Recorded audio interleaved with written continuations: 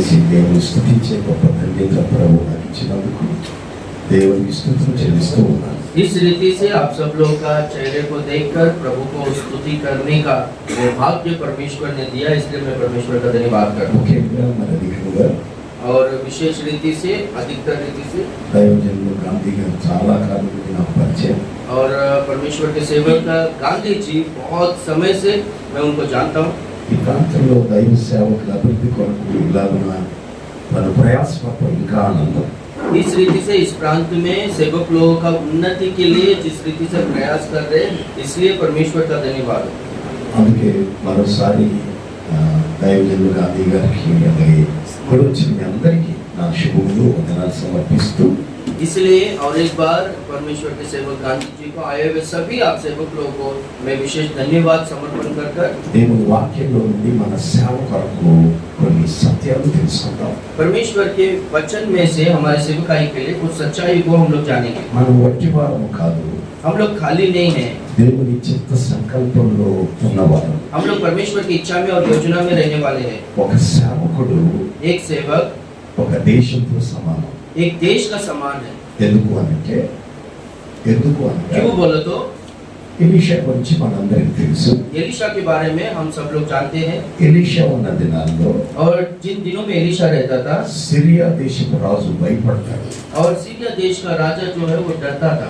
ఇశ్రాయేలు దేశం క్షేమంగా ఉండడానికి గల కారణం ఏంటంటే इजराइल देश सुरक्षित रहने का कारण क्या है बोलो तो అక్కడ ఒక దైవజనుడు ఉన్నాడు. वहाँ पर एक परमेश्वर का सेवक है। అతడు ఉన్నంత కాలము वो जितना दिन वो रहता है, ఇశ్రాయేలును మనం జయించలేము అని సిరియా రాజుకి వర్తమానం వెళ్ళింది. सीरिया राजा को ये समाचार मिला कि जब तक परमेश्वर का सेवक वहाँ पर जीवित है, वहाँ पर रहता है, तब तक है ना इजराइल देश को हम लोग कुछ भी नहीं कर सकते बोलकर। ఆ దినాల్లో उन दिनों में ఇశ్రాయేలు రాజ్యం చాలా చిన్నది, इजराइल का राज्य बहुत छोटा था సిరియా దేశం చాలా పెద్దది. और सीरिया का देश बहुत बड़ा था। సిరియా సైన్యము, और सीरिया का सेना సిరియా సేనాధిపతులు, और सीरिया का सेनापति लोग సిరియాలో ఉన్న సైన్య బలం और सीरिया में जो सेना का सामान, అందరూ కలిసి ఒక నిర్ణయానికి వస్తారు. सब लोग मिलकर एक निर्णय लेते हैं। రాజుతో ఈ మాట చెప్తారు, राजा से ये बात को कहते हैं, రాజా राजा అక్కడ ఒక దైవజనుడు ఉన్నాడు, वहाँ पर एक परमेश्वर का सेवक है, అతడు ఉన్నంత కాలము जब तक वो वहाँ पर रहेगा మనము ఇశ్రాయేలు దేశం మీద జయము పొందుట అసాధ్యము అంటాడు. हम लोग इजराइल देश के ऊपर प्रबल होना, जीत लेना हमारे लिए असंभव है। అంటే ఒక్క సేవకుడు ఎంత తరము కలిగి ఉంటాడో ఆలోచించాలి. तो आप लोग एक बार सोचो, एक सेवक कितना सामर्थ्यवान है बोलकर। అదే మాట పౌలు చెప్తాడు, वही बात है ना पौलुस भी कहता है, నేను ఎప్పుడు బలహీనుడను जब मैं दुर्बल हूँ అప్పుడే బలవంతుడను. तभी मैं बलवान हूँ। నాలో కార్యసిద్ధి కలిగి చేసేది నేను కాదు, मुझ में जो काम कर रहा है वो मैं नहीं, దేవుడే తన కార్యసిద్ధిని కలుగు చేస్తాడు. और परमेश्वर ही अपना कार्य को कर रहा है मेरे जीवन में। కనుక इसलिए ఇక్కడ కూర్చున్న దైవ సేవకులందరూ यहाँ पर बैठे हुए सभी सेवक लोग, మనము బలహీనులమే, हम लोग दुर्बल ही है। మనం చూసేవారికి మనం బలహీనులమే, हम लोग जिसको देखते हैं, जो लोग हमको देखते हैं, हम लोग दुर्बल है। మన సంఘానికి కూడా బలహీనులుగా కనపడొచ్చు. हम लोग कलीसिया वालों के लिए भी दुर्बल दिखाई दे కానీ పరిచయంలో ఉన్నటువంటి అపవాదికి మాత్రం మనం శక్తివంతులం అనే సంగతి ఖచ్చితంగా మనం ప్రత్యక్షం చేయగలగాలి. पर है ना, हम जो सेवकाई में है, हम लोग, हमारा जो शत्रु है, जो शैतान है, उसको हम लोग सामर्थ्यवान लोग है बोलकर वो जानने जैसा हम लोग करना మన चाहिए। విశ్వాసులే ఒకవేళ మనల్ని బలహీనంగా చూడొచ్చు. हमारा विश्वासी लोग ही हमको दुर्बल की तरह देख सकते हैं। ఎందుకు అనంటే ఎలీషాతో ఉన్నటువంటి గెహజీయా చాలా తొందరపడతా ఉంటాడు. क्योंकि एलीशा के साथ में रहने वाला वो गेहजी जो है,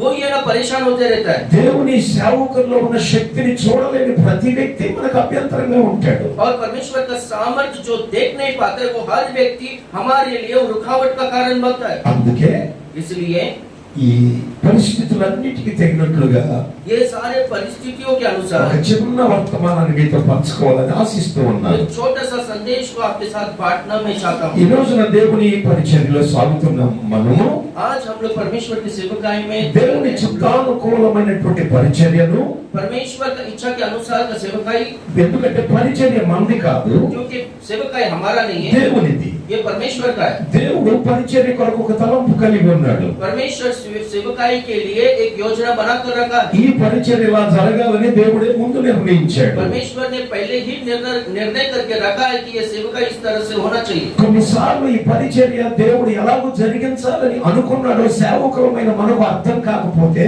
कभी-कभार है ना परमेश्वर इस सेवकाई को किस तरह से चलाना चाहता है बोलकर इस बात को अगर हम लोग समझ नहीं पाएंगे तो మన ఆలోచన ప్రకారంగా సేవను జరిగిస్తాము. हम लोग हमारे सोच के अनुसार सेवकाई को चलाएंगे। ఒకవేళ అందువల్ల సేవ చాలా అద్భుతమైనటువంటి రీతిలో విస్తరించబడొచ్చు.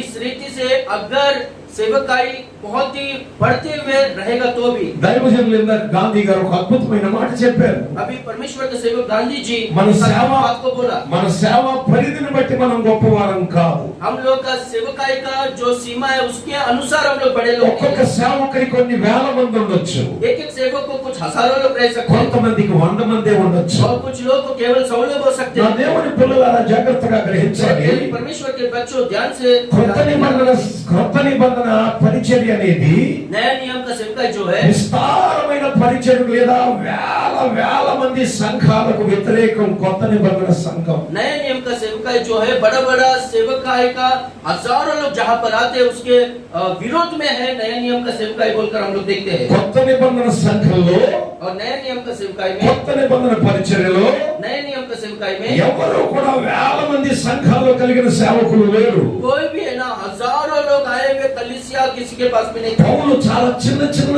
సంఘాలు కట్టాడు. पौलुस तो छोटे-छोटे कलीसियाओं को बनाया। దాన్ని బట్టి మనం ఆలోచన చేస్తే इसके विषय में हम लोग सोचेंगे మరి పేతురు ఒకసారి ప్రసంగిస్తే 3000 మంది బాప్తిసం పొందారు కదా. तो फिर है ना पतरस एक ही बार प्रचार किया तो 3000 लोग उद्धार पाए ना। మరొకసారి 5000 మంది బాప్తిసం పొందారు కదా.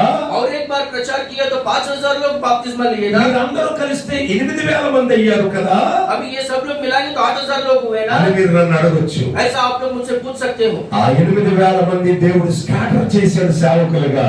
वो 8000 लोगों को परमेश्वर ने क्या किया बोलो तो इधर उधर फैला दिया सेवक लोग की तरह बनाकर। ఒక సేవకుడు ఎంత పరిచర్య చేయాలి అనంటే एक सेवक कितना सेवकाई कर रहा है बोलो तो ప్రతి వ్యక్తిని మన మందిరంలో ఉన్న ప్రతి వ్యక్తిని సేవకుడే స్వయంగా తండ్రిగా తల్లిగా వెళ్ళి ఆదరించగలిగే సంఖ్య మాత్రమే సంఘాలలో ఉండాలి. और कलीसिया में कितना संख्या होना चाहिए बोलते एक सेवक, एक पिता, एक माँ के रूप में जाकर उनको ना शांति देने वाला, शांत वाला, देने वाला, स्थायी में रहने जैसा कलीसिया ही हमको चाहिए। ఈ రోజు చాలా మంది విస్తారమైన సంఘాల కొరకు ప్రయాసపడుతున్నారు. आज बहुत सारे लोग बड़े-बड़े कलीसियाओं के लिए प्रयास करते हैं విస్తారమైన సంఖ్య ఉంటేనే అతని పెద్ద సేవకుడిగా ప్రొజెక్ట్ చేస్తున్నారు. और बहुत सारे लोग रहेंगे तो वो बहुत बड़ा सेवक है बोलकर इस तरह से बताते हैं। దేవుడు దాన్ని ఒప్పుకోడు. परमेश्वर उसमें राजी नहीं होता है। ఎందుకు ఈ మాట నేను చెప్తున్నాను అనంటే क्यों मैं बात को कह रहा हूँ बोले దేవుని పిల్లలుగా మనం గ్రహించాల్సినటువంటి సత్యాలు ఉన్నాయి. हम जो परमेश्वर के बच्चे लोग हैं ग्रहण करने वाला सच्चाई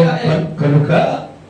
కనుక इसलिए ఇక్కడ కూర్చున్న ప్రతి దైవ సేవకులు यहाँ पर बैठे हुए सभी सेवक लोग దేవుడు ఏ పరిధిలో మనకి సేవ ఇవ్వాలనుకుని ఆయన ముందు నిర్ణయించాడో అంతకంటే ఒక ఆత్మను కూడా మనం ఎక్కువ సంపాదించలేము. परमेश्वर ने जितना आत्माओं को देना है बोलकर निर्णय करके रखा है उससे भी ज्यादा एक लोगों को भी हम लोग कमा नहीं सकते। సేవ మనది కాదు, सेवकाई हमारा సేవ नहीं, దేవునిది. सेवकाई परमेश्वर का ఎవరి సామర్థ్యాన్ని బట్టి దేవుడు వారికి సేవను అప్పగిస్తాడు. और उनके क्षमता के अनुसार परमेश्वर उनको सेवकाई देता है। కనుక इसलिए వారి పెద్ద సంఘం ఉంది, उनको बड़ा कलीसिया నాకు చాలా చిన్న సంఘం ఉంది मुझको बहुत ही छोटा कलीसिया है, అని మనం విచారించనక్కర్లేదు. ऐसा हम लोग चिंता करने का जरूरत नहीं। మనకేవబడిన ఒక వ్యక్తిని हमको एक व्यक्ति भी अगर दिया गया है तो ఒక వ్యక్తినైనా 100 మందినైనా चाहे वो एक व्यक्ति होने दो 100 जन होने दो, దేవుడు మనకిచ్చిన దర్శనాన్ని బట్టి परमेश्वर ने हमको जो दर्शन दिया है, దేవుడు మనకిచ్చిన వాక్య జ్ఞానాన్ని బట్టి परमेश्वर ने हमको जो वचन का ज्ञान दिया उसके अनुसार దేవుని సంపూర్ణతలోనికి మన విశ్వాసులను సిద్ధపరచగలగాలి. और परमेश्वर का परिपूर्णता के लिए विश्वासियों को तैयार करना है। దేవుని ఎదుట మనకు ఇవ్వబడిన ప్రతి వ్యక్తిని నిలబెట్టగలగాలి. परमेश्वर ने हमको जो लोगों को दिया है वो हर एक व्यक्ति को प्रभु के सामने हम लोग खड़ा करना चाहिए। ఇక్కడ కూర్చున్న దైవజనులే కాదు, यहाँ पर बैठे हुए सेवक యావత్ नहीं ప్రపంచ దైవ సేవకుల కొరకు దేవుని చిత్తం ఇదే. और पूरा दुनिया भर में सभी सेवक लोगों का और परमेश्वर का इच्छा यही है। పౌలు గారు ఏమని చెప్తాడంటే पौलुस क्या कहता है बोलो तो, ప్రతి వ్యక్తిని క్రీస్తునందు సంపూర్ణునిగా చేసి हर व्यक्ति को मसीह में वो परिपूर्ण सिद्ध कर कर క్రీస్తు ఎదుట నిలబెట్టాలని और मसीह के सम्मुख में खड़ा करना है। నేను ఆయనను గురించి ప్రకటిస్తున్నాను. मैं उनके बारे में प्रचार कर रहा हूँ। మనందరికి తెలుసు కొలస్సీలకు రాసిన పత్రిక 1వ అధ్యాయం 28వ వాక్యంలో हम ఉంటుంది. सबको पता है कि कोलोसियों का पत्री 1 अध्याय 28वें నేను वचन ఎందుకు में బోధిస్తున్నాను, मैं क्यों प्रचार कर रहा నేను हूँ, ఎందుకు ప్రకటిస్తున్నాను, मैं क्यों प्रचार कर रहा हूँ, నేను ఎందుకు సేవ చేస్తున్నాను అంటే मैं क्यों सेवकाई कर रहा हूँ बोलो तो, నాకు అప్పగించబడిన ప్రతి వ్యక్తిని मुझको सौंपा गया हर एक व्यक्ति को క్రీస్తునందు సంపూర్ణునిగా చేసి और मसीह में उनको सिद्ध बनाकर ఆయన ఎదుట నిలబెట్టాలని उनके सामने खड़ा करने के लिए సమస్త విధములైన జ్ఞానముతో हर प्रकार के ज्ञान से हम మేము ప్రయాసపడుతున్నాం. लोग प्रयास कर रहे ఈ हैं। రోజున అలా ప్రయాసపడే సేవకుల సంఖ్య లేదు. आज के दिनों में वैसा प्रयास करने वाले का सेवक लोग का संख्या नहीं है। నేను చాలా పెద్ద మందిరం కట్టాను, मैं बहुत बड़ा मंदिर को बनाया, నేను చాలా పెద్ద సంఘాన్ని కట్టాను, मैं बहुत बड़ा कलीसिया को बनाया నేను కోట్లకు పడగెత్తాను. और मैं करोड़ों में मैं चलता ఈ हूँ। లోక సంబంధమైన చిత్తాన్ని బట్టి ఆలోచనను బట్టి ये संसार के इच्छाओं के अनुसार, वो सोच के अनुसार దేవుని చిత్తాన్ని చంపేసే సేవకులు ఈ రోజున కోకొల్లలుగా ప్రారంభమైపోయారు. और परमेश्वर का इच्छा को खत्म करने वाले सेवक लोग आज के दिनों में बहुत बढ़ गए हैं। సో కనుక దేవుని సేవకులారా, इसलिए परमेश्वर के सेवक लोगों, దేవుని పరిచయంలో ఒక చిన్న మాట నేను చెప్పి ముగిస్తాను. परमेश्वर के सेवक में एक छोटे से बात को కొరింథీయులకు రాసిన పత్రికలో నుండి, कोरिन्थियों का पत्री में కొరింథీ సంఘానికి రాసిన పత్రికలో నుండి और మొదటి పత్రిక, మొదటి పత్రిక, उसमें पहला पत्री, మొదటి పత్రిక 4వ అధ్యాయం మొదటి 2 వాక్యాలు. पहला पत्री कोरिन्थियों का 4था अध्याय 4వ అధ్యాయం మొదటి 2 వాక్యాలు. पहला और दूसरा वचन, మొదటి పత్రిక. पहला पत्रिका। కాబట్టి అయ్యా తెలుగు హిందీ కూడా చదవండి త్వరగా. అయ్యా, కొరింథీ సంఘానికి రాసిన మొదటి పత్రిక कोरिन्थी कलीसिया को 4వ पहला पत्री, అధ్యాయం 4था अध्याय, మొదటి నుండి. पहला दूसरा वचन। ఆ, అది అది ఎవరు రెండో పత్రిక చదువుతున్నట్టున్నారు. మొదటి పత్రిక ఫస్ట్ లెటర్ पहला విజయబాబు గారు 4వ అధ్యాయం 4था अध्याय, మొదటి నుండి 2 వాక్యాలు. पहला और दूसरा वचन। ఆ, नहीं नहीं नहीं, no, no, no. ఈలాగున అది బెస్ట్. Right right. చదవండి. విజయబాబు ఈలాగున క్రీస్తు సేవకులమనియు ఒక్క నిమిషం, నా మాట అర్థమవుతుందా? मेरा बात आपको समझ में आ रहा है? ఎందుకనంటే ఒక పత్రిక గురించి నేను 4 సార్లు రిఫరెన్స్ చెప్పినా వేరే పత్రిక చదివేస్తున్నాను. क्योंकि एक पत्रिका के बारे में मैं 4 बार बोला तो भी ना दूसरा पत्रिका నాకు డౌట్ వచ్చింది, मुझको నేను ना తప్పు చెప్పానా వాళ్ళు తప్పు చెబుతున్నారు అది. कि मैं गलत बोल रहा हूँ या फिर वो लोग गलत सुन 4వ रहे हैं। అధ్యాయం ఫస్ట్ లెటర్ 4వ అధ్యాయం पहला पत्री 4था अध्याय, మొదటి నుండి. पहले से। ఈలాగున ఈలాగున క్రీస్తు సేవకులమనియు క్రీస్తు సేవకులమనియు దేవుని మర్మముల దేవుని మర్మముల విషయములో గృహ నిర్వాహకులమనియు ప్రతి మనుష్యుడు మమ్మను భావింపవలెను. మరియు గృహ నిర్వాహకులలో ప్రతి వాడును నమ్మకమైన వాడై ఉండుట ఆవశ్యకము. దేవుడికి మహిమ కలుగును గాక. परमेश्वर का महिमा हो। ఈ పత్రిక పౌలు గారు ద్వారా కొరింథీ సంఘానికి రాయబడింది. ये पत्री पौलुस के द्वारा कोरिन्थी कलीसिया को लिखा गया है। ఈ కొరింథీ సంఘం మొదటి పత్రిక రాయడానికి గల కారణం ఎవరికైనా తెలుసా? ये कोरिन्थियों का पहला पत्री पौलुस ने जो लिखा, इसका कारण क्या है? आपको किसी को भी पता है क्या? కొరింథీ పట్టణంలో దేవుని పరిచర్య పౌలు గారి ద్వారా ప్రారంభించబడింది. कोरिन्थी शहर में परमेश्वर का सेवक पौलुस के द्वारा सेवकाई शुरू किया गया है। సంఘము చాలా అద్భుతంగా అభివృద్ధి చెందడం ప్రారంభించింది. और कलीसिया वहां पर बहुत अद्भुत रीति से बढ़ना शुरू हुआ। అయితే ఈ పత్రిక రాయడానికి గల కారణం ఏమిటి? तो फिर ये पत्री को लिखने का कारण क्या है? దేవుని దాసులుగా ఒక చిన్న మనవి చేస్తున్నాను. परमेश्वर के सेवक के नाते छोटा सा विनती करना। ప్రతి పుస్తకం బైబిల్లో ఉన్న 66 పుస్తకాల కాన్సెప్ట్ అనేది కనీసం పునాది తెలిసి ఉండాలి. और बाइबल में जो 66 किताब है, वो किताबें क्यों लिखा गया है बोलकर उसका उद्देश्य जानना हम सब लोग को जरूरी है। పత్రిక యొక్క పునాది తెలియకపోతే यदि पत्री का जो बुनियाद है वो आपको పత్రిక पता नहीं रहेगा కాన్సెప్ట్ तो, అనేది తెలియకపోతే और पत्री का उद्देश्य क्या है, क्यों लिखा అంటే है ఈ आपको పత్రిక पता नहीं रहेगा ఈ तो, పత్రిక ఎందుకు రాయబడిందో తెలియకపోతే यानी ये पत्र क्यों लिखा गया है बोलकर हमको पता नहीं चलेगा तो, మన ప్రసంగాల ద్వారా हमारा प्रचार के द्वारा దేవుని చిత్తం సంఘానికి చేరే కంటే परमेश्वर का इच्छा कलीसिया को पहुंचने మన तक సొంత ఆలోచన సంఘానికి వెళ్ళిపోతాయి.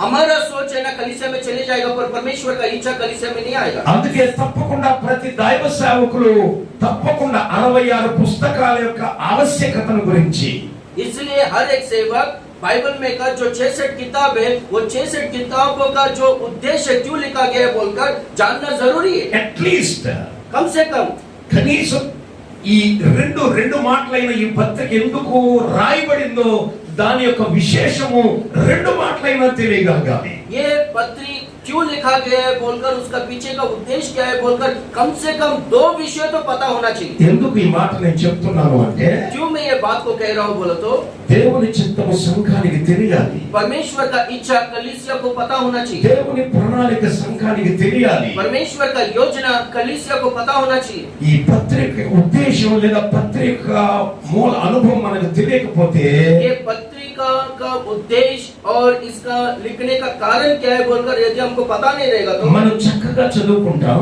हम लोग अच्छी तरह से पढ़ते हैं, బైబిల్ 10 సార్లు చదివేస్తాం, बाइबल 10 बार पढ़ते हैं हम लोग, కానీ చదివిన ప్రతిసారి కూడా చదువుతున్నప్పుడు మన సొంత ఆలోచనలే పుడతాయి. पर जब भी हम लोग पढ़ते रहेंगे तो हमको ना खुद का सोच आता है, खुद का विचार आ जाता అందుకనే ఈ దినాల్లో చాలా మంది సేవకులను గమనిస్తూ ఉన్నాను. है। इसलिए आज के दिनों में बहुत सारे सेवक लोगों पर मैं ध्यान दे रहा हूँ, దేవుని వాక్యం సంఘానికి ఏం చెప్పాలని అనుకుంటుందో और परमेश्वर का वचन कलीसिया को क्या बोलना चाहता है అది మాని उसको छोड़कर బైబిల్ చదవగానే దేవుని వాక్యం చదవగానే और परमेश्वर का वचन जैसे पढ़ते हैं వీళ్ళకి సొంత ఆలోచన ఏది పుడితే దాన్ని వల్లించేస్తున్నారు. इनको जो खुद का सोच, खुद का जो प्रेरणा आता है, खुद का जो विचार आता है वो कलीसिया को बोल ఇది रहे हैं। చాలా ప్రమాదం. ये बहुत खतरे की बात है। ఒక చిన్న సంగతి చెప్తాను వినండి. एक छोटा सा घटना बोलते हैं, ఎవరైనా మనకు వచ్చి कोई भी ఓ आकर దైవ సేవకులు వచ్చి कोई भी आकर एक सेवक ఒక పత్రిక ఇచ్చి एक पत्री देकर, ఇదిగో ఇది నా కుమారుని యొక్క వివాహము, ये देखो ये मेरा बेटे का विवाह है, అయ్యా మీరు మీ సంఘం అందరూ కలిసి రావాలని, आप और आपका कलीसिया सब लोग मिलकर आना है ఇది बोलकर, సంఘంలో చదవాలని ये कलीसिया में पढ़ना है बोलकर, నేను మీకు ఇచ్చానయ్యా అని ఒక సేవకులు మనకి ఇచ్చినప్పుడు मैं आपको दे रहा हूँ बोलकर एक सेवक को जब दिया जाता है, ఆ పత్రికను మనం తీసుకుని वो लेटर को, पत्री को हम लोग लेकर, దీనిలో ఉన్నది చదవగలగాలి, और इसमें जो है हम लोग है ना पढ़ना चाहिए, దీనిలో ఉన్నది చెప్పగలగాలి. इसमें जो है वो हम लोग बोल पाना चाहिए। సపోజ్ దైవ సేవకులు జ్యోతి గారు ఉన్నారు అనుకుందాం. अभी हो सके परमेश्वर का सेवक ज्योति जी है, ఆయన నాకు వచ్చి ఓ పత్రికను ఇచ్చాడు. वो आकर मुझको एक पत्रिका को ఆ दिया। పత్రిక ఏంటంటే ఆయన కుమారుడు యొక్క పెళ్లి పత్రిక. वो पत्री क्या है बोले तो उनका बेटे का विवाह का पत्री है, ఆ పత్రిక నన్ను సంఘంలో చదవమన్నాడు, అంతేకాదు నన్ను కూడా ఆహ్వానించాడు. और वही पत्री को कलीसिया में पढ़ने को बोला है और मुझको आमंत्रण भी दिया है। ఈ पत्रिక మూలం నాకు తెలియక, अगर ये पत्रिका मूल क्या है, उद्देश्य क्या है, मुझको अगर पता नहीं ఈ रहेगा तो, పత్రిక ఉద్దేశం నాకు తెలియకపోతే यदि ये पत्रिका उद्देश्य क्या है मुझको पता नहीं रहेगा तो, రాంగ్ సందేశం వెళ్ళిపోద్ది. और वहां पर है ना गलत संदेश चली जाएगा। సపోజ్ ఈ పెళ్లి పత్రిక బదులుగా ये शादी का पत्री के बदले में నేను ఎలాగో చదివాను అని అనుకుందాం. मैं ऐसा पढ़ा हूँ बोलकर हम लोग सोचेंगे। నా ప్రియమైన సంఘమా, मेरा प्रिय कलीसिया, హైదరాబాద్ లో జ్యోతి ప్రకాష్ అనే సేవకుడు ఉన్నాడు. हैदराबाद में ज्योति प्रकाश एक सेवक है, ఆయన కుమారుడు చచ్చిపోయాడంట. उनका बेटा जो है मर गया बोलता है, ఆ స్మరణ కార్యక్రమంలో మనల్ని అందరినీ ఆహ్వానించారు. इसलिए वो यादगार का सभा में हम सबको बुलाया అది है। చదివితే ఎలా ఉంటది, ऐसा अगर मैं पढ़ूंगा तो कैसा అది रहेगा, వింటే ఎలా ఉంటది, और वो सुनेगा तो कैसा रहेगा। సేమ్ అదే జరుగుతుంది ఇది నాన్న. आज के दिनों में भी ऐसे ही हो रहा है। దేవుడు చెప్పేది ఒకటి, परमेश्वर एक बोल रहा है, దేవుని చిత్తం ఒకటి, परमेश्वर का इच्छा एक है, దేవుడు రాసింది ఒకటి, परमेश्वर ने एक सोच దేవుడు रखा है, బోధించమన్నది ఒకటి, परमेश्वर प्रचार करने को దేవుని है, సంకల్పం ఒకటి, परमेश्वर का योजना ఈ एक है। రోజున బోధ ఒకటి. आज है ना प्रचार अलग हो गया है, అందుకే దైవ జనాంగమా, इसलिए परमेश्वर के सेवक దేవుని लोगों, సేవకులారా, परमेश्वर के सेवक लोगों, దేవుని వాక్యం అనేది परमेश्वर का वचन ఎవరి చిత్త ప్రకారంగా వాళ్ళు బోధించకూడదు, अपनी इच्छा के अनुसार बोलो प्रचार नहीं ఎవరికి करना चाहिए, తెలిసిందాన్ని చెప్పకూడదు. जो पता है वैसा नहीं बोलना चाहिए। దేవుడు ఏదైతే సంఘానికి చేరాలనుకున్నాడో, परमेश्वर कलीसिया में जो पहुंचाना चाहता है, సంఘం అనగా ఆయన శరీరము, वो कलीसिया जो है उनका शरीर है, ఆ మాత్రమే తెలుసుకోవాలి. उनका शरीर जो है उनका इच्छा को ही जानना ఆయన चाहिए చిత్తము ఆయన సంఘం తెలుసుకుని అలా క్షేమాభివృద్ధి పొందాలి. और कलीसिया जो है उनका इच्छा को जानकर उस तरह से बढ़ते रहना है, उन्नति पाना है। సంఘము దేవుని శరీరమై ఉండి कलीसिया परमेश्वर का शरीर होकर ఒక సేవకుని చిత్తం తెలుసుకోవడం క్షేమం కాదు. एक सेवक का इच्छा जान कर लेना कलीसिया के लिए सुरक्षित नहीं है। సంఘము దేవుని శరీరం అని తెలుసుండి కూడా कलीसिया परमेश्वर का देह है, शरीर जानकर भी వాక్యం మనం చదవగా और वचन हम लोग जो पढ़ते हैं, మనకి ఆలోచన పుడితే हम लोग को जो सोच आता है ఏ ప్రణాళిక ఏది చెప్పాలనుకుంటామో और जो हम लोग बोलना सोचते हैं వాక్యము చదవగా और जैसे हम लोग वचन पढ़ते हैं, మనకు వచ్చిన ఆలోచన हमको जो सोच आता है, మనం చెప్పాలనుకున్నది हम लोग जो बोलना चाहते हैं అద్భుతంగా బోధిస్తున్నాం. अद्भुत रीति से हम लोग प्रचार करते हैं। వాక్యంలో దేవుని చిత్తం ఉంది. इस वचन में परमेश्वर का इच्छा है। వాక్యంలో దేవుడు కోరుకుంటున్నాడు నా సంఘానికి ఏదో చేరాలని.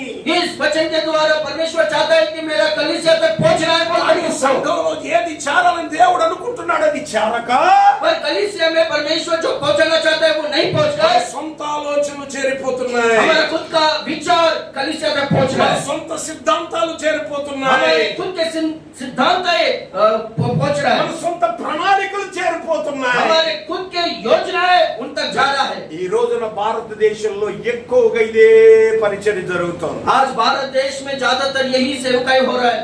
ఈ మొదటి పత్రిక ఎందుకు రాయబడింది అనంటే ये पहला पत्री क्यों लिखा गया है बोलो तो, ఈ కొరింథీ సంఘం ప్రారంభం ये कोरिन्थी कलीसिया का शुरुआत, అద్భుతమైన సంఘం, ये अद्भुत कलीसिया, కృప కలిగిన సంఘం, अनुग्रह पाया हुआ कलीसिया సాక్ష్యములో స్థిరమైన సంఘం, और गवाही में स्थिर रहने वाला कलीसिया। అంతేకాదు ఇది ఉపదేశంలో ఐశ్వర్యం కలిగిన సంఘం. उतना ही नहीं, शिक्षा में ना धनवान कलीसिया है। మొదటి అధ్యాయంలో మాటలు ఉంటాయి. और पहला अध्याय में सब रहेगा। ఒకసారి చూడండి, ఒకసారి एक बार देखिए, మొదటి అధ్యాయం पहला अध्याय కొరింథీ మొదటి పత్రిక మొదటి అధ్యాయం 4 నుంచి చూద్దాం. कोरिन्थियों का पहला पत्री पहला अध्याय 14 वचन से हम लोग అందరూ देखेंगे। ఒకసారి చూడాల్సిందిగా మనం చేస్తున్నాను. सब लोग एक बार देखना है बोलकर मैं विनती करता हूँ। అదే మొదటి పత్రిక మొదటి అధ్యాయం 4వ వాక్యం నుంచి దైవ वही సేవకులు पहला చదువుతారు. पत्री पहला अध्याय 14 वचन से सेवक लोग पढ़ेंगे। క్రీస్తు యేసునందు ఆ, మీకు అనుగ్రహింపబడిన ఆ. దేవుడి కృపను చూచి అది సంఘంలో ఏముంది? కృప కృప. స్తోత్రం. చదవండి అయ్యా. మీ విషయమై ఆ. నా దేవునికి ఎల్లప్పుడూ ఆ. కృతజ్ఞతాస్తులు చెల్లించుచున్నాను. ఆ, క్రీస్తును గూర్చిన సాక్ష్యము ఆ. మీలో అది స్థిరపరచబడినందున సాక్ష్యములో స్థిరమైన సంఘం. స్తోత్రం.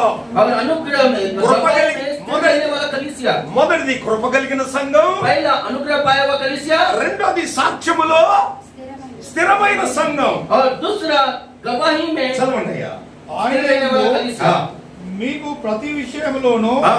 అనగా సమస్త ఉపదేశములోను సమస్త ఉపదేశములోను సమస్త జ్ఞానములోను జ్ఞానములోను ఐశ్వర్యవంతులైతే అంటే ఉపదేశంలో జ్ఞానము ఐశ్వర్యము కలిగిన సంఘం కొరింథీ సంఘం. यानी सारे वचन में, सारे शिक्षा में और ज्ञान में धनी है वो कलीसिया। సంఘము ఎలాగ ఉండాలి? कलीसिया इस तरह से रहना चाहिए। కృప కలిగిన సంఘం. अनुग्रह पाया हुआ कलीसिया। దైవజనుడు సంఘంలో చూడాల్సింది, లోకం చూడాల్సింది ఏంటంటే సంఘంలో పాటలు కాదు, సంఘంలో ఉపదేశాలు కాదు, సంఘంలో సాక్ష్యాలు కాదు, సంఘంలో కృప మన సంఘం నుండి ఇతరులు చూడగలగాలి. और परमेश्वर का सेवक और सारा दुनिया कलीसिया में क्या देखना चाहिए बोलो तो, वहाँ पर गीतों को या फिर दूसरा कोई कार्यक्रमों को नहीं, परमेश्वर का अनुग्रह को ये कलीसिया पाया है बोलकर सब लोग देखना चाहिए, अनुग्रह दिखना चाहिए। రెండో విషయం ఏమనగా और दूसरा विषय क्या है बोलो तो, సంఘములో कलीसिया में చూడండి, ఇక్కడ రాయబడిన మాట ఏమిటంటే यहाँ पर लिखा गया वचन क्या है बोलो तो, సాక్ష్యములో స్థిరమైన సంఘమై ఉండాలి. गवाही में स्थिर रहने वाला कलीसिया होना चाहिए। మూడవది ఏదనగా और तीसरा क्या है बोलो तो, ఉపదేశములో ఐశ్వర్యము కలిగి ఉండాలి.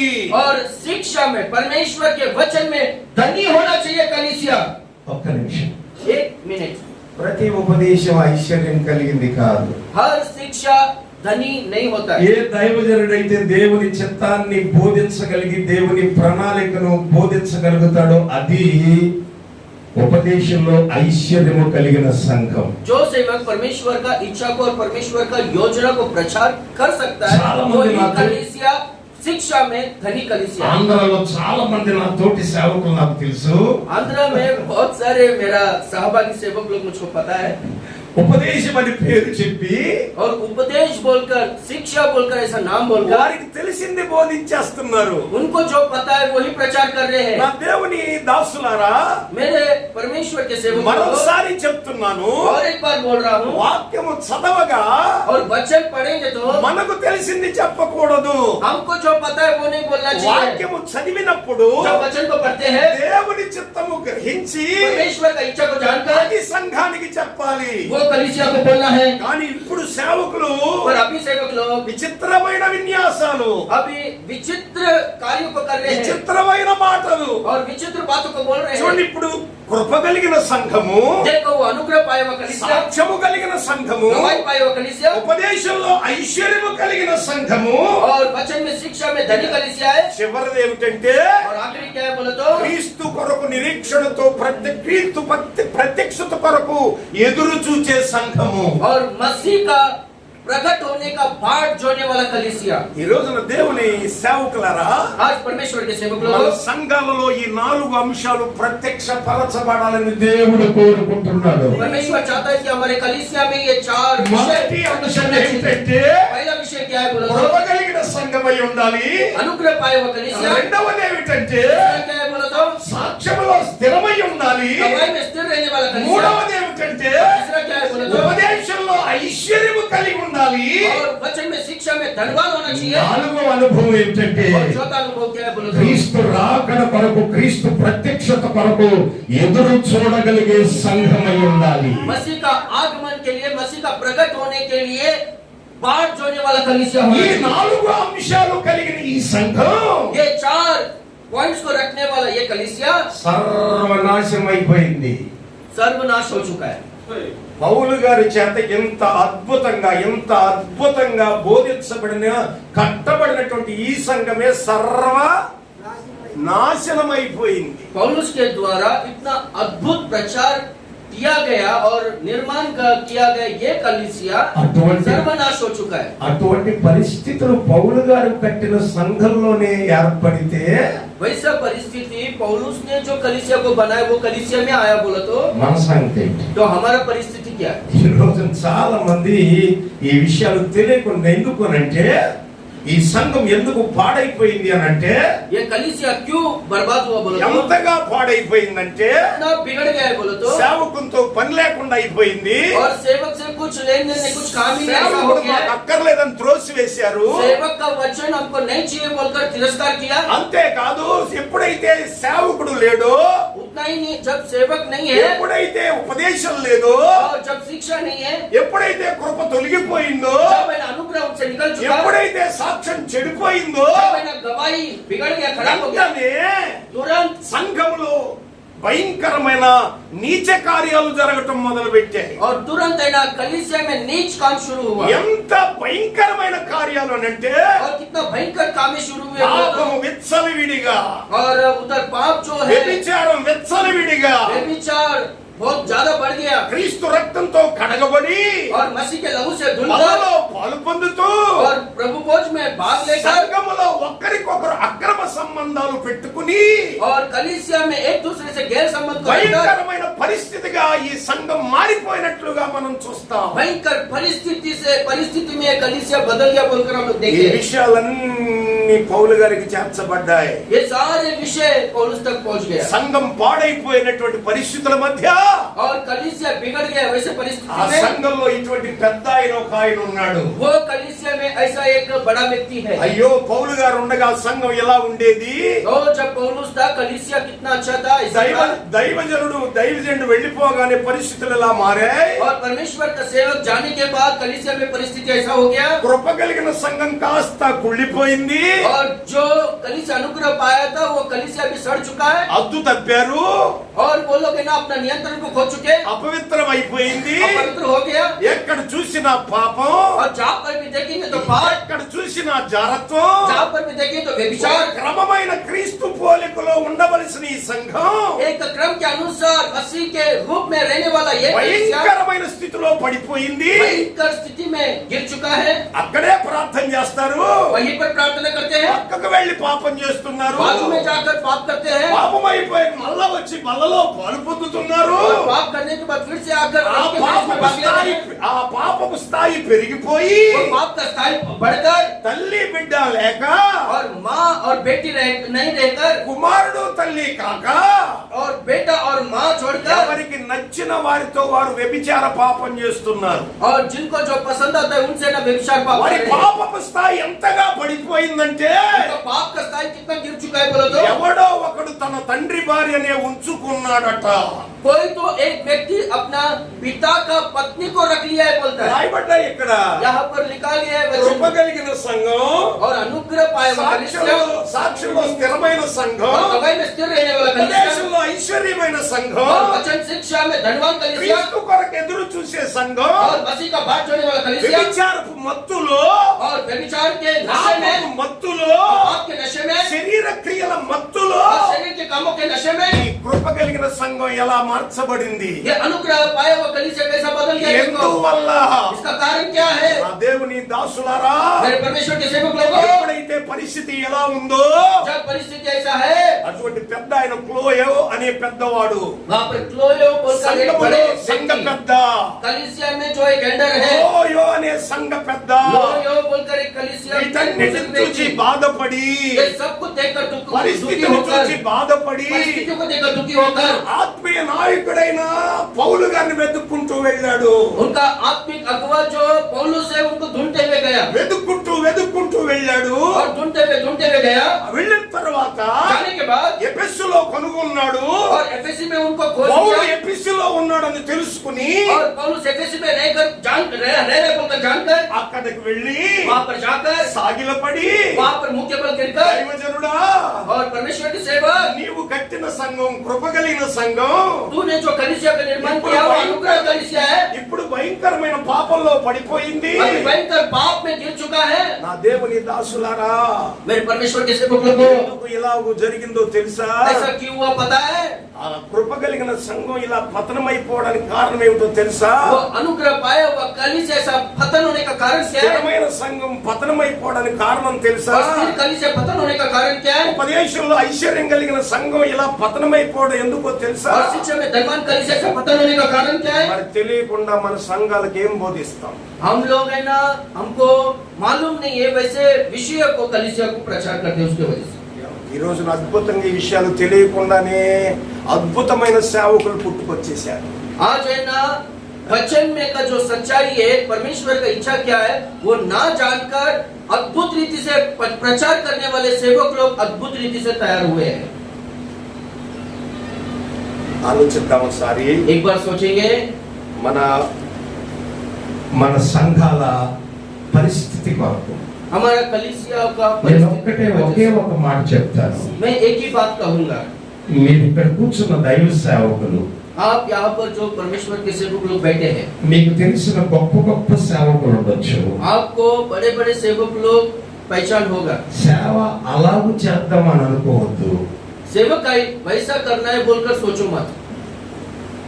నా మాట్లాడుకోతున్నాయి కదా. मेरे बातों को आप समझ रहे हो क्या? అంత సంఘం నాకుంటే బాగుండు అని ప్రయాసపడకండి. वैसा कलीसिया मुझको रहता तो अच्छा होता है వారిని बोलकर మాదిరిగా प्रयास मत कीजिए। వారిని మాదిరిగా తీసుకోకండి. उनको आदर्श के रूप में मत लो।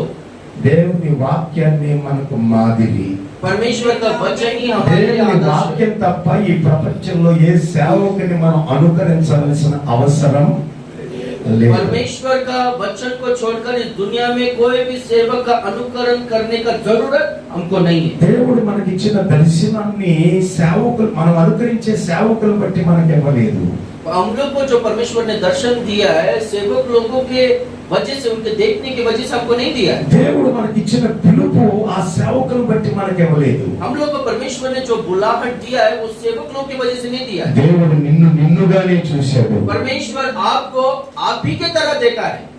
నన్ను కూడా చాలా మంది ఒకలా అనేవారు. నన్ను मुझको भी बहुत सारे लोग अजीब रीति से बोलते थे। నా పేరు దాసన్న గనక యేసన్నను చూసి పెట్టుకున్నాడు అనేవారు. इनका नाम मेरा दासन्ना है तो ये सन्ना को देखकर रखा बोलकर ऐसा सोचते थे। కొన్నిసార్లు నేను కూడా అలాగే ఫీల్ అయ్యేవాడిని.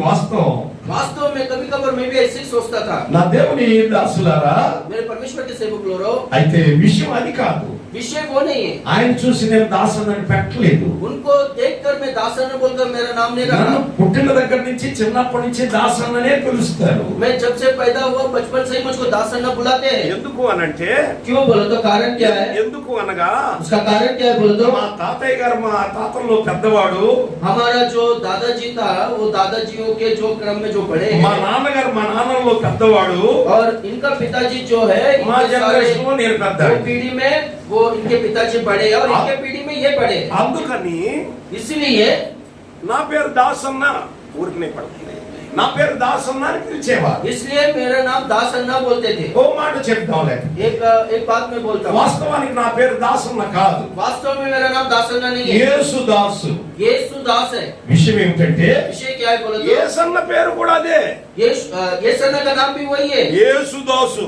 यीशु दास। ఆయన యేసన్న అని అన్నాడు, उनको यीशु अन्ना बोलकर बुलाया, నన్ను దాసన్న అని అన్నారు. मुझको दास अन्ना बोलकर ఇద్దరి बुलाया, పేరు యేసుదాసులే.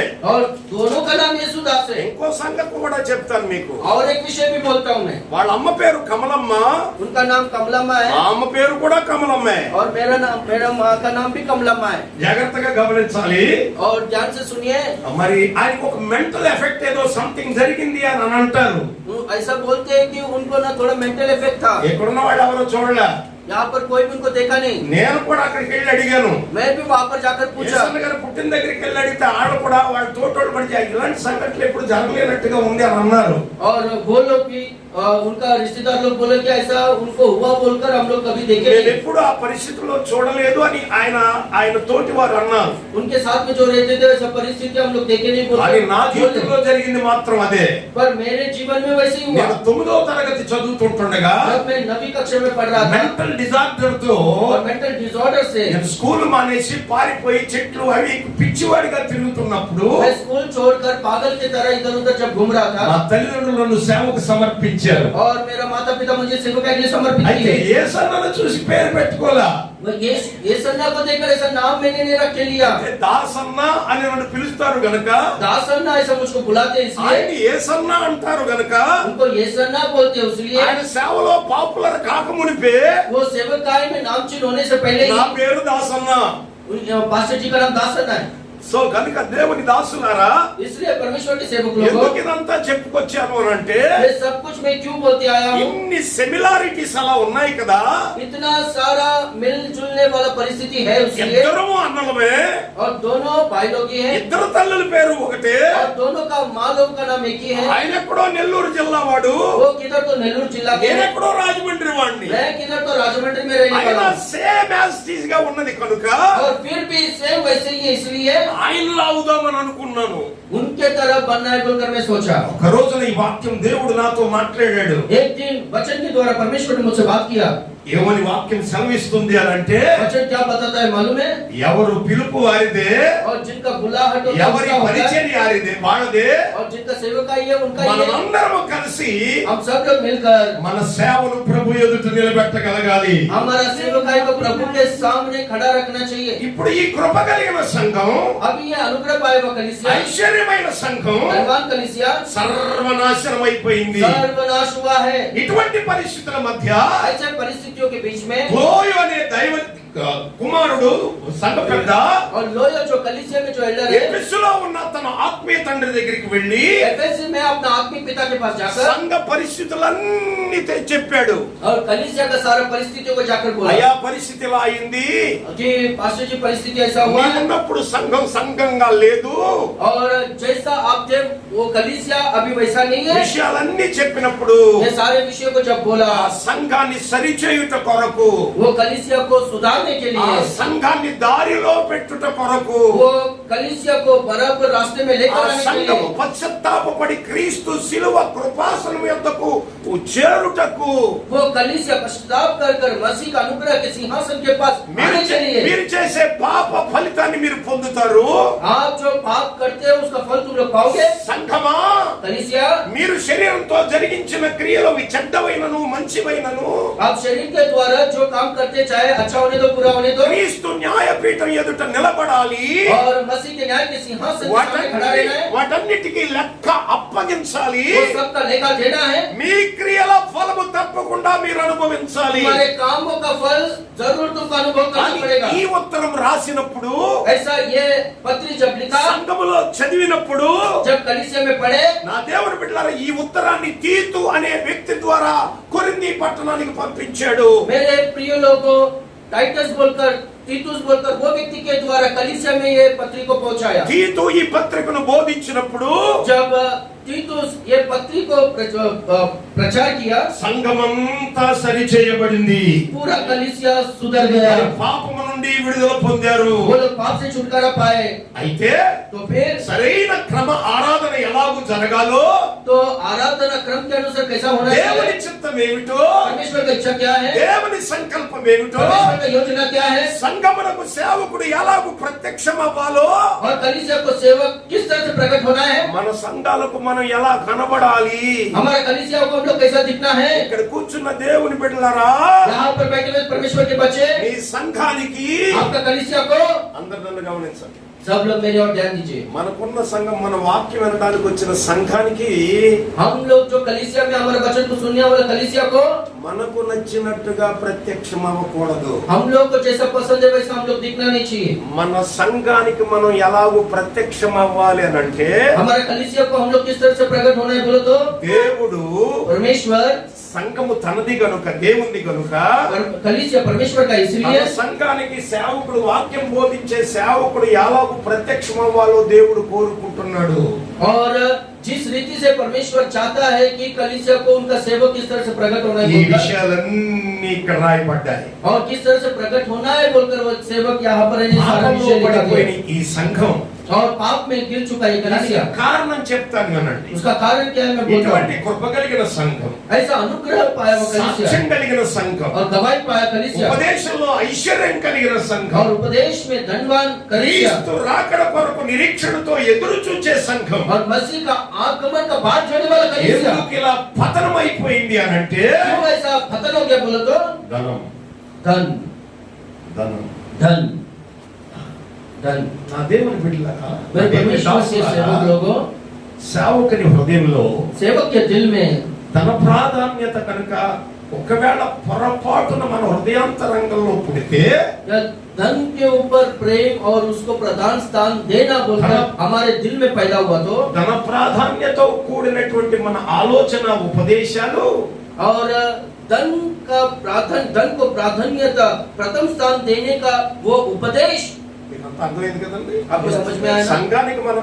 సంఘానికి మనం చేసే, అందరికి తెలియవచ్చు కదండి కదా, సంఘానికి మనం చేసే ఉపదేశాలలో ధన ప్రాధాన్యతను కప్పుపుచ్చే దొంగ మెట్టలుగా మనం బోధించినప్పుడు ఖచ్చితంగా మన సంఘమును, మన ఉపదేశాలే పతనం చేసేస్తాయి. हम लोग है ना हमारा कलीसिया में हम लोग जब प्रचार करते हैं ना, हमारा प्रचार में धन को हम लोग है ना प्रथम स्थान देने वाला शिक्षा को जब हम लोग प्रचार करते हैं तो कलीसिया पतन होने का कारण वही प्रचार बनता है। పౌలు గారు ఏం చెప్పాడు అంటే, पौलुस ने क्या कहा बोला तो, యెరూషలేములో హింస జరుగుతుంది, यरूशलेम में सतावट हो रहा है, అక్కడ చాలా మంది భోజనానికి కూడా ఇబ్బంది పడుతున్నారు. वहाँ पर लोगों को खाने के लिए भी तकलीफ है। కొరింథీ సంఘం నుండి కొంత చందాలు పోగు చేసి कोरिन्थी कलीसिया में थोड़ा थोड़ा धन को चंदा को इकट्ठा कर ఆ విషయం కూడా రాశాడు. वो विषय को भी लिखा है। చందాలు పోగు చేసి वहाँ पर उनका चंदा को इकट्ठा భోజనానికి कर, లేని ఆ హింసలు పొందుతున్న సంఘానికి మనం పంపిద్దామని అన్నాడు. जहाँ पर है ना खाने के लिए भी बहुत दिक्कत है, वैसा कलीसियाओं में हम लोग भेजेंगे बोलकर भी लिखा गया। ఎప్పుడైతే ధనాన్ని గురించి బోధించడం మొదలెట్టాడో, और जैसे ही धन के बारे में प्रचार करना शुरू किया, కొంతమందికి బాగానే ఉంది, కానీ कुछ लोगों को अच्छा है, पर ఎప్పుడు మన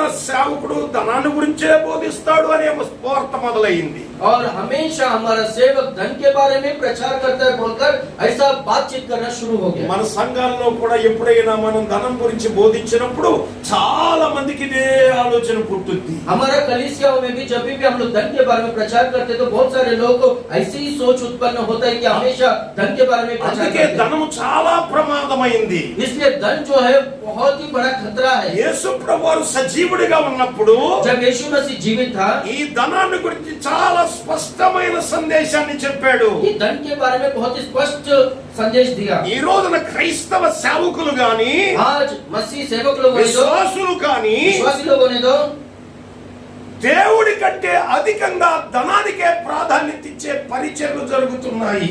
परमेश्वर से ज्यादा धन को ही प्रथम स्थान देने वाला सेवकाई अभी बहुत हो रहा है. మీరు ఇంటికి వెళ్ళిన తర్వాత చదవండి. आप घर पे जाने के बाद पढ़िए. దేవుడు परमेश्वर ధనము धन రెండు పోటీ పడ్డాయి. दोनों है ना एक दूसरे से मुकाबला कर रहे हैं. ఇద్దరు మీకు అర్థమయ్యే టైప్ లో చెప్తున్నాను. आपको ना समझ में आने जैसा बोल रहा हूँ. సింపుల్ గా అర్థమయ్యే టైప్ లో చెప్తున్నాను. आसानी से समझ में आने जैसा बोल रहा हूँ. దేవుడు परमेश्वर ధనము धन రెండు పోటీ చేసుకుని ఎలక్షన్ లో నిలబడ్డారు. दोनों है ना इलेक्शन में खड़े हुए ఇద్దరు పోటీ పడ్డారు. और दोनों है ना मुकाबला कर रहे हैं. క్రైస్తవ సంఘాలు और कलीसिया है క్రైస్తవ నాయకులు और मसीह नायक लोग యేసయ్యకి ఇవ్వవలసిన ఓటు और यीशु मसीह को देने वाला जो वोट है ధనానికేసి और धन को देकर वो ధనాన్ని మొదట పెట్టారు. और धन को पहला रखे దేవుని వెనక ఉంచారు. परमेश्वर को पीछे रखे. ఇప్పుడు ఎవరిని చూడండి, अभी किसी को भी देखो ప్రతి దాని వెనుక ధనమే.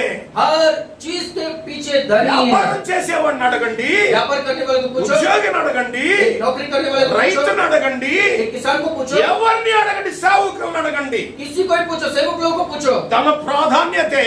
और धन का प्रथम ही वहां पर रहता है, అయ్యా, अहमियत ही होता है. మన దగ్గరకు వచ్చి కొంతమంది విశ్వాసులు చెప్తారు, हमारे पास आकर कुछ विश्वासी लोग कहते మాస్టర్ हैं, గారు వ్యాపారం బాగోలేదు అని. पास्टर जी व्यापार अच्छा नहीं हो रहा है. మాస్టర్ గారు ప్రార్థన చేస్తే వ్యాపారం బాగుండాలని. पास्टर प्रार्थना करी तो व्यापार अच्छा होना चाहिए बोलकर. రైతులు వస్తారు, तो किसान लोग आते हैं వ్యవసాయం బాగలేదు అని అంటారు. और खेती बाड़ी अच्छा नहीं మాస్టర్ గారు बोलते. ప్రార్థన చేస్తే వ్యవసాయం पास्टर प्रार्थना करेंगे तो खेती बाड़ी अच्छा होगा. పిల్లలు చదువుకున్నారయ్యా, और बच्चे लोग पढ़ रहे हैं ఉద్యోగాలు లేవు, और वो लोग पढ़ाई कर चुके మీరు हैं उनको ప్రార్థన जॉब के लिए. మీరు ప్రార్థన చేయండి, आप प्रार्थना करो అబ్బాయికి ఉద్యోగం రావాలి. कि लड़के को जॉब आना चाहिए. దాని ఉద్దేశం ఏంటి? उसका उद्देश्य क्या है? ఉద్యోగం దేని కొరకు? नौकरी किसके लिए? ధనం కొరకు. पैसे के लिए. వ్యవసాయం దేని కొరకు? खेती बाड़ी किसके लिए? ధనం కొరకు. धन के लिए. వ్యాపారం దేని కొరకు? व्यापार किसके लिए? ధనం కొరకు. धन के लिए. సేవ దేని కొరకు? सेवकाई किसके लिए? धन के लिए. చూడండి, బైబిల్ చెప్తుంది. बाइबल कहता है. మీరు అందుకే 16 అధ్యాయం చదవండి. इसलिए 16 बार पढ़े करो. లూకాసు వార్త 16 అధ్యాయం చూడండి. घर पे जाने के बाद लूका सुसमाचार దేవుని 16 अध्याय వెనకతో को पढ़ो. చేశాం, దేవుని వెనకతో చేశారు. परमेश्वर को ना पीछे कर दिए ధనానికి ప్రాధాన్యత ఇచ్చారు. और धन को ना प्रथम स्थान ఈ दिए. కొరింథీ సంఘం మొట్టమొదటిది. और कोरिन्थ का कलीसिया सबसे पहला ఆ कलीसिया. ధనం ఎక్కడికి తీసుకుని వెళ్ళిపోయిందంటే, वो धन कहाँ पर लेकर गया बोलो तो? కొందరు ధనాన్ని ఇచ్చారు, और कुछ लोग ने धन को दिए మరి కొంతమంది और कुछ लोग. ఈ సేవకుడు ఎప్పుడు ధనం గురించే చెప్తాడు. ये सेवक हमेशा धन के ఈ बारे में సేవకుడు बोलता है. ఎప్పుడు కానుకలు అంటాడు. ये सेवक हमेशा धन ఈ दान సేవకుడు के बारे ఎప్పుడు में बोलता దశం है. భాగాలు అంటాడు. ये सेवक हमेशा दशमांश ఈ के बारे में बोलता సేవకుడు है. ఎప్పుడు డబ్బు డబ్బు డబ్బు అంటాడు. ये सेवक हमेशा धन धन धन बोलता है. దేవుని దాసులారా, मेरे परमेश्वर के सेवक लोगों, ధనము అనేది धन जो है ఎంత శక్తి కలిగిందంటే, इतना सामर्थ्य वाले बोलो तो. పరిశుద్ధత కలిగిన విశ్వాసులను సహితం और जो विश्वासी लोग पवित्र लोग हैं, అపవిత్రం చేయగలిగే గొప్ప బలం ధనంలో ఉంది. वो पवित्र विश्वासी को अपवित्र करने जैसा सामर्थ वो धन में है. అపవిత్రుడైన వారిని యేసు రక్తం పరిశుద్ధతలోనికి మారిస్తే, और जो अपवित्र व्यक्ति है यीशु मसीह का लहू उसको पवित्र बनाता है. तो ఓ పాపిని దేవుడు పరిశుద్ధుడిగా మారిస్తే, एक पापी को परमेश्वर पवित्र बनाता है. तो ఓ పరిశుద్ధుణ్ణి, एक पवित्र व्यक्ति ఓ को పవిత్రమైన వ్యక్తిని एक पवित्र వ్యక్తి को ధనం అపవిత్రపరుస్తుంది. धन है ना अपवित्र बना देता है. దేవునికి ఎంత బలం ఉందో, परमेश्वर को जितना सामर्थ्य है ధనానికి కూడా అంతే బలం ఉంది. और धन को भी उतना ही सामर्थ्य है. ధనము ఎటువంటి వ్యక్తినైనా మార్చేయగలదు. और धन जो है किसी भी व्यक्ति को बदल सकता है. వెంటనే పౌలు గారిని వెళ్ళగొట్టారు. और तुरंत पौलुस को ना भगा दिया. వెంటనే వెళ్ళగొట్టారు ఒక వర్గం. और एक झुंड के लोग उनको ధనాన్ని भगा గురించి दिए. బోధిస్తే నువ్వు అక్కర్లేదని వెళ్ళగొట్టారు. धन के बारे में तू प्रचार करियो तो उनको ఎప్పుడైతే भगा दिया. వెళ్ళగొట్టారో, और जैसे उनको भगा दिए సంఘం పతనం ప్రారంభమైంది. और कलीसिया का पतन शुरू हुआ. సంఘం చెడిపోవడం ప్రారంభమైంది. कलीसिया बिगड़ना शुरू हुआ. ఎంతగా చెడిపోయిందో చెప్పాను. और कितना पतन हो गया, बिगड़ गया बोलकर मैंने बोला है. తండ్రి భార్యనే ఒకడు ఉంచుకున్నాడట. एक लड़का ఐదో అధ్యాయం पिता का చూస్తాం. मां ఐదో को ही అధ్యాయం. ఐదో रखा है అధ్యాయం. बोलकर 5वां अध्याय में ఆ देखते हैं. మాట చూడండి ఒకసారి, ఎంత దారుణంగా రాయబడి ఉంటుందో. देखो वचन ఐదో అధ్యాయం देखो. మొదటి వాక్యం. 5वां अध्याय पहला वचन. Very good. మీలో జాగ్రత్తం ఉన్నదని వదంతి కలదు. మీలో ఒకడు తన తండ్రి భార్యను వా ఎంత నీచమైన మాట ఇది, देखो कितना नीच बात ఎంత है ये। నీచమైన సంఘం ఇది. देखो कितना नीच కృప कलीसिया है। కలిగిన సంఘం కదా. अनुग्रह कलीसिया है ना। ఎందుకు ఇదంతా చెప్పాను అని అంటే, क्यों ये सब कुछ मैंने ఇక్కడ बोला కూర్చున్న बोलते हो? దైవజనులారా, यहाँ पर बैठे हुए से పౌలు గారి ద్వారా కట్టబడిన సంఘమే అలా పతనమైతే पौलुस के द्वारा निर्माण किए गए कलीसिया में ఈ सब రోజు बदल हुआ है। కనబడే సంఘాలు, आज हमको जो दिखाई देते कलीसिया है తెల్ల బట్టలు ధరించే సంఘాలు, और जो सफेद कपड़े पहने हैं वो పైకి कलीसिया है। పైకి ऊपर ही ఉపదేశంలో ఐశ్వర్యం లేదు. वो बाहर से वो लोग दिखते हैं पर है ना शिक्षा में धनवान नहीं है। నేనేమంటానంటే ఈ వాక్యం చదివిన తర్వాత, जब ये वचन में पढ़ने के बाद में क्या ఇక్కడ बोलता కూర్చున్న है मालूम ప్రతి है? సేవకుడు यहाँ पर बैठे हुए हर सेवक ఎవరినో మనం అనుకరించే కంటే, और किसी का तो हम लोग अनुकरण ఎవరినో करने से అభిమానించే కంటే और किसी का भी हम लोग है ना మన अभिमान करने సంఘాలను से కృప ज्यादा కలిగిన సంఘాలుగా మార్చుదుముగాక. हमारा कलीसिया अनुग्रह पाए हुआ कलीसिया की तरफ बदलने మన पाए। సంఘాలు సాక్షులు బలమైన సంఘాలుగా ఉండునుగాక. हमारा कलीसिया में गवाही, మన సంఘాలు ఉపదేశంలో ఐశ్వర్యవంతులగునుగాక. हमारा कलीसिया में जो है शिक्षा में धनवान कलीसिया होने जाए। మన సంఘానికి వాక్య ఐశ్వర్యం, ఉపదేశ ఐశ్వర్యం ఎలా వస్తుంది? हमारा कलीसिया को शिक्षा का धनवान धनी यानी शिक्षा में धनवान कैसा बन सकता है कलीसिया?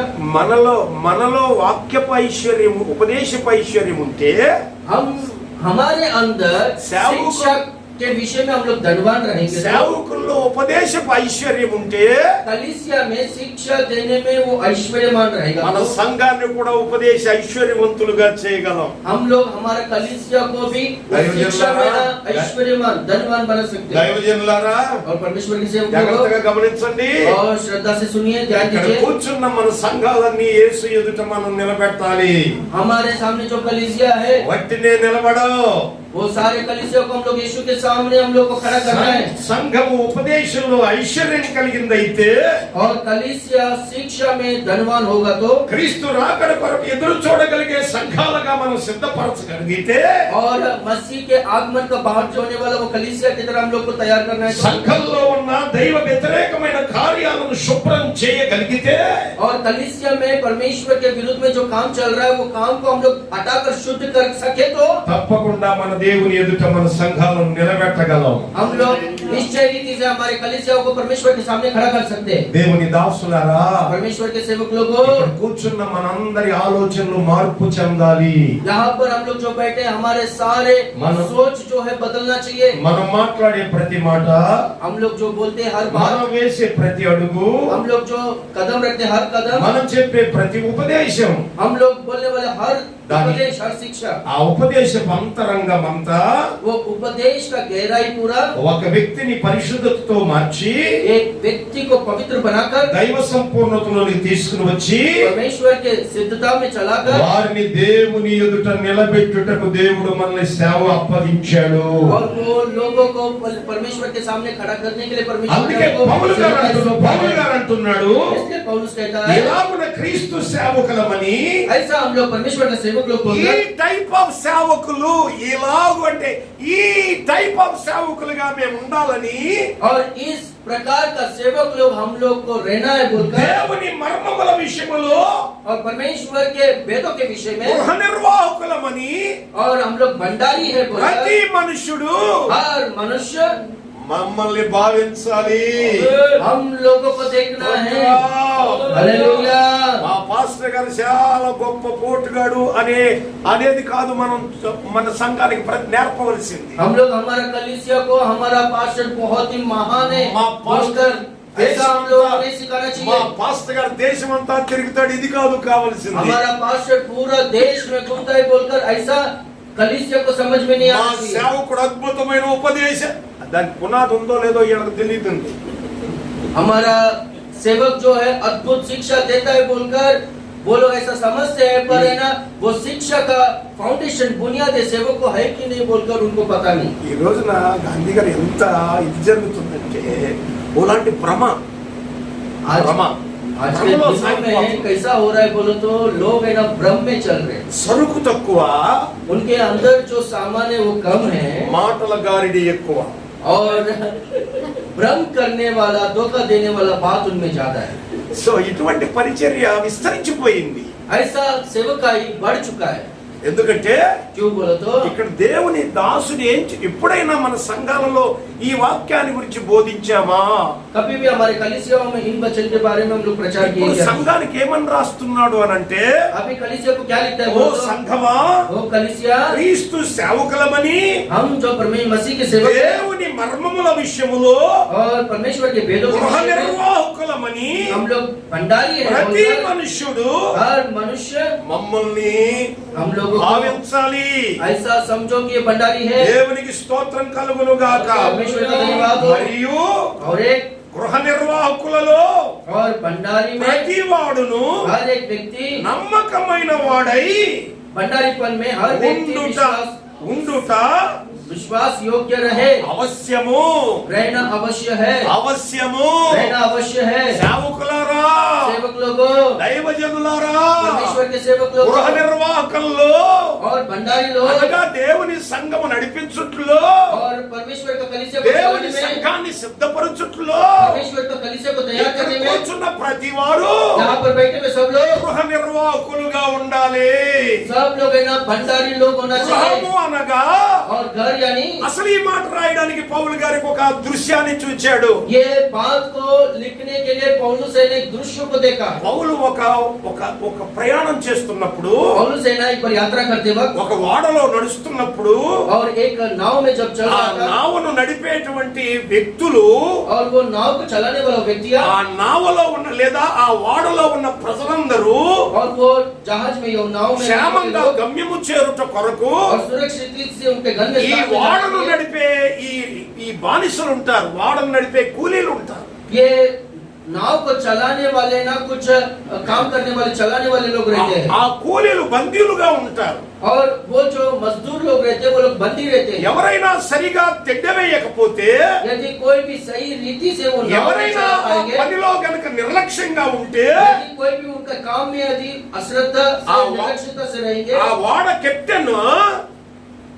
కెప్టెన్ और वो जो नाव को इस तरह से चलाते हैं जो ఈ लकड़ी తెడ్డి रहता है, వేసే కూలీలను कैप्टन, वो नाव को चलाने वाला जो नाविक होता है, ఎందుకంటే ఆయన ఏం చెప్తున్నాడో నాకు తెలియదు కదా, అందుకనే మరి అందరికి తెలుగు వచ్చు కనుక బహుశా బాగానే వెళుతుందని నేను అనుకుంటున్నాను. అందరికి తెలుగు వచ్చినప్పుడు తెలుగులోనే మాట్లాడేయచ్చు కదా. బాగానే వెళ్తుంది కానీ కొన్నిసార్లు 10 మంది మాత్రం హిందీ వాళ్ళు. అంతేనా? కానీ కొన్నిసార్లు ఏంటంటే మాట వినపడక సార్ నా మాట వినపట్లేదు. లేదా అంటే కొన్నిసార్లు ఫస్ట్ స్పీడ్ వెళ్తారు కదా. అంటే ఎలా అంటే ఒక్కొక్క పదం మనకి గంట కదా, అదే ఫుల్ టైం నేను ఒక్కడైతే గంట అద్భుతంగా చెప్తాను. నేను ఒక అరగంట చెప్పాలి, మీరు ఒక అరగంట చెప్పాలి, గంట కదా. ఆ గంట ప్రసంగం ఏమవుద్ది? గాంధీ గారు నాకు ఇచ్చిన టైం ఎంతంటే గంట. భలే అనుకున్నాను నేను, అంత టైం ఇచ్చారు సేవకుల సభలో. ఎంత పుణ్యాత్ముడైనా అందులో మా ఊరి దగ్గర కదా 2 చేతులు దండ పెట్టచ్చు అనుకున్నా. ఏదో ఎంత ట్రాన్స్లేషన్ ఉందన్నాడు. ఇప్పుడు ట్రాన్స్లేషన్ అంటే ఇద్దరికి సరిపోక, అందుకని కొంచెం స్పీడ్ అయినా నేను చాలా స్పీడ్ గా చెప్తాను, అయినా కొంచెం పర్లేదు. Very good. అంటే నాకు తెలియదు, అందుకని తెలియకపోవడమే మంచిదేమో. దేవుడు రైట్, సంతోషం. हालेलुया। ఇప్పుడు ఒక వాడ నడవాలి అని అంటే, अभी एक नाव चलना है అది तो గమ్యం చేరాలి అని అంటే, वो गम्य स्थान तक पहुंचना ఆ है तो వాడ కింద భాగంలో, और वो नाव के नीचे के भाग ఆ में వాడ యొక్క దిగువ భాగంలో और वो नाव के निचले भाग में ఒక ఇంచుమించు 50-60 మంది బానిసలు ఉంటారు. लगभग है ना 50-60 दास लोग रहते हैं, వారికి गुलाम लोग रहते हैं। వారికి భార్యలు ఉన్నా లేనట్టే, उनको पत्नी है तो भी नहीं है जैसा होता है। వాళ్ళంత భయంకరమైన పరిస్థితుల్లో ఉంటారు वो అని लोग అంటే, कितना भयंकर परिस्थिति में रहते हैं बोलो तो। వీరందరికీ ఒక నావికుడు ఉంటాడు. ये सब लोगों के लिए एक नाविक होता है। వీళ్ళందరినీ కంట్రోల్ చేసేటువంటి నావికుడు ఉంటాడు. ये सब लोगों को अपने नियंत्रण में रखने वाला एक नाविक ఎవరు होता తెడ్డి है। సరిగ్గా వేస్తున్నారో, और जो है ना सही रीति से जो ఎవరు चलाते हैं నిర్లక్ష్యంగా వేస్తున్నారో, और कौन अश्रद्धा से ये जो రేయింబగలు ఎవరు కష్టపడుతున్నారో और दिन और रात जो है ना प्रयास करते हैं, నావికుడు చూస్తా ఉంటాడు. और ये नाविक है ना देखते रहता है। ఒకవేళ పొరపాటున ఎవరైనా यदि गलती से कोई भी అలసిపోయో थक कर టైమింగ్ తేడా వచ్చినా यानी समय में थोड़ा भी टेढ़ा వెంటనే हुआ అతడు వెళ్తాడు. और तो तुरंत जाता है అతని దగ్గర ఉన్న కొరడ కొరడాలతో కొడతా ఉంటాడు. और उनके पास जो कोड़े रहते हैं कोड़े से मारते చాలా रहता है చిత్రహింసలు పెడతాడు. और बहुत ही सताता है వారికి స్నానం ఉండదు, और वो लोग को नाना नहीं होता है, సరైన భోజనం ఉండదు. सही भोजन नहीं रहता है उनको। వారి యొక్క ఉద్దేశం ఏంటంటే उद्देश्य क्या है बोलो तो, పైనున్న కుటుంబాలు, और ऊपर जो परिवार है పైనున్న ప్రయాణికులు, और ऊपर जो यात्री लोग हैं పైనున్న సరుకులు और ऊपर का जो सामान है క్షేమంగా గమ్యం చేరాలి. और सुरक्षित रीति से गम्य में पहुंचना ఆ है। పైనున్న వ్యక్తులు और ऊपर का जो लोग है క్షేమంగా గమ్యం చేరుటకు सुरक्षित रीति से गम्य स्थान में पहुंचने के लिए, కింద తొట్టి వేసేవాడు, और नीचे जो है वो लोग लकड़ी से किंदा जिस तरह से कष्टपड़ेवाडु, चलाते हैं, नीचे जो प्रयास करते हैं చాలా కష్టపడాలి. वो लोग है ना बहुत प्रयास करना నా चाहिए। దేవుని దాసులారా, मेरे परमेश्वर के सेवक लोगों, వారికి సరైన టైంకి భోజనం ఉండదు, वो लोग ना सही रीति से समय में भोजन नहीं देता సరైన है స్నానం ఉండదు, और सही स्नान नहीं होता है उनको, తలకి నూనె ఉండదు, सिर पे तेल नहीं रहता है సరైన వస్త్రాలు ఉండవు, और सही कपड़े नहीं रहते हैं ఒంటి నిండా దెబ్బలు ఉంటాయి, और पूरा शरीर में घाव होते हैं, ఓదార్చే వాళ్ళు ఉండరు. उनको शांति देने वाला कोई नहीं होता है। ఒకవేళ अगर ఆ తిండి వేసినప్పుడు उस तरह से आत्मा के नाव ज्वर- चलाने के लिए जो लकड़ी को ऐसा घुमाते रहते हैं ना, उस समय में అతనికి జ్వరం వచ్చినా, उनको जब बुखार आता है, రోగం వచ్చినా, उनको बीमारी आता है, तो తిండేస్తూనే वो लोग है ना उस तरह से काम करना ही पड़ता है। ప్రాణం విడిచేయాలి. वो नाव चलाते चलाते ही वो लोग है ना अपना जान छोड़ना चाहिए, అంతే తప్ప उतना ही। पर అక్కడి నుంచి బయటికి వెళ్లే మార్గము वहां से बाहर आने का रास्ता లేదు. नहीं है। ఒకవేళ ఆ పరిస్థితిలో ఎవరైనా చనిపోతే यदि कोई भी वो परिस्थिति में मर जाता है तो శవాన్ని తీసుకుని సముద్రంలో పడేస్తారు. उनको शव को लेकर समुद्र में डाल देते हैं। ఒక వాడ గమ్యం చేరడానికే ఈ బానిస ఎంత నమ్మకంగా ఉంటే, और एक नाव गम्य स्थान में पहुंचने तक ये जो गुलाम है इतना ईमानदारी से है, तो దేవుడు మనకిచ్చిన ఈ సంఘవాడ, और परमेश्वर ने हमको जो ये कलीसिया का जो नाम दिया దేవుడు है, మనకిచ్చిన విశ్వాసులు, परमेश्वर ने हमको दिया विश्वासी लोग, ఈ రోజున దేవుని దాసులారా, आज परमेश्वर के सेवक लोग, వారు చేరవలసిన గమ్యం అవుతుంది. वो लोग ना पहुंचने वाला एक गम्य स्थान ఈ है। సంఘ గృహాన్ని మనకు అప్పగించాడు.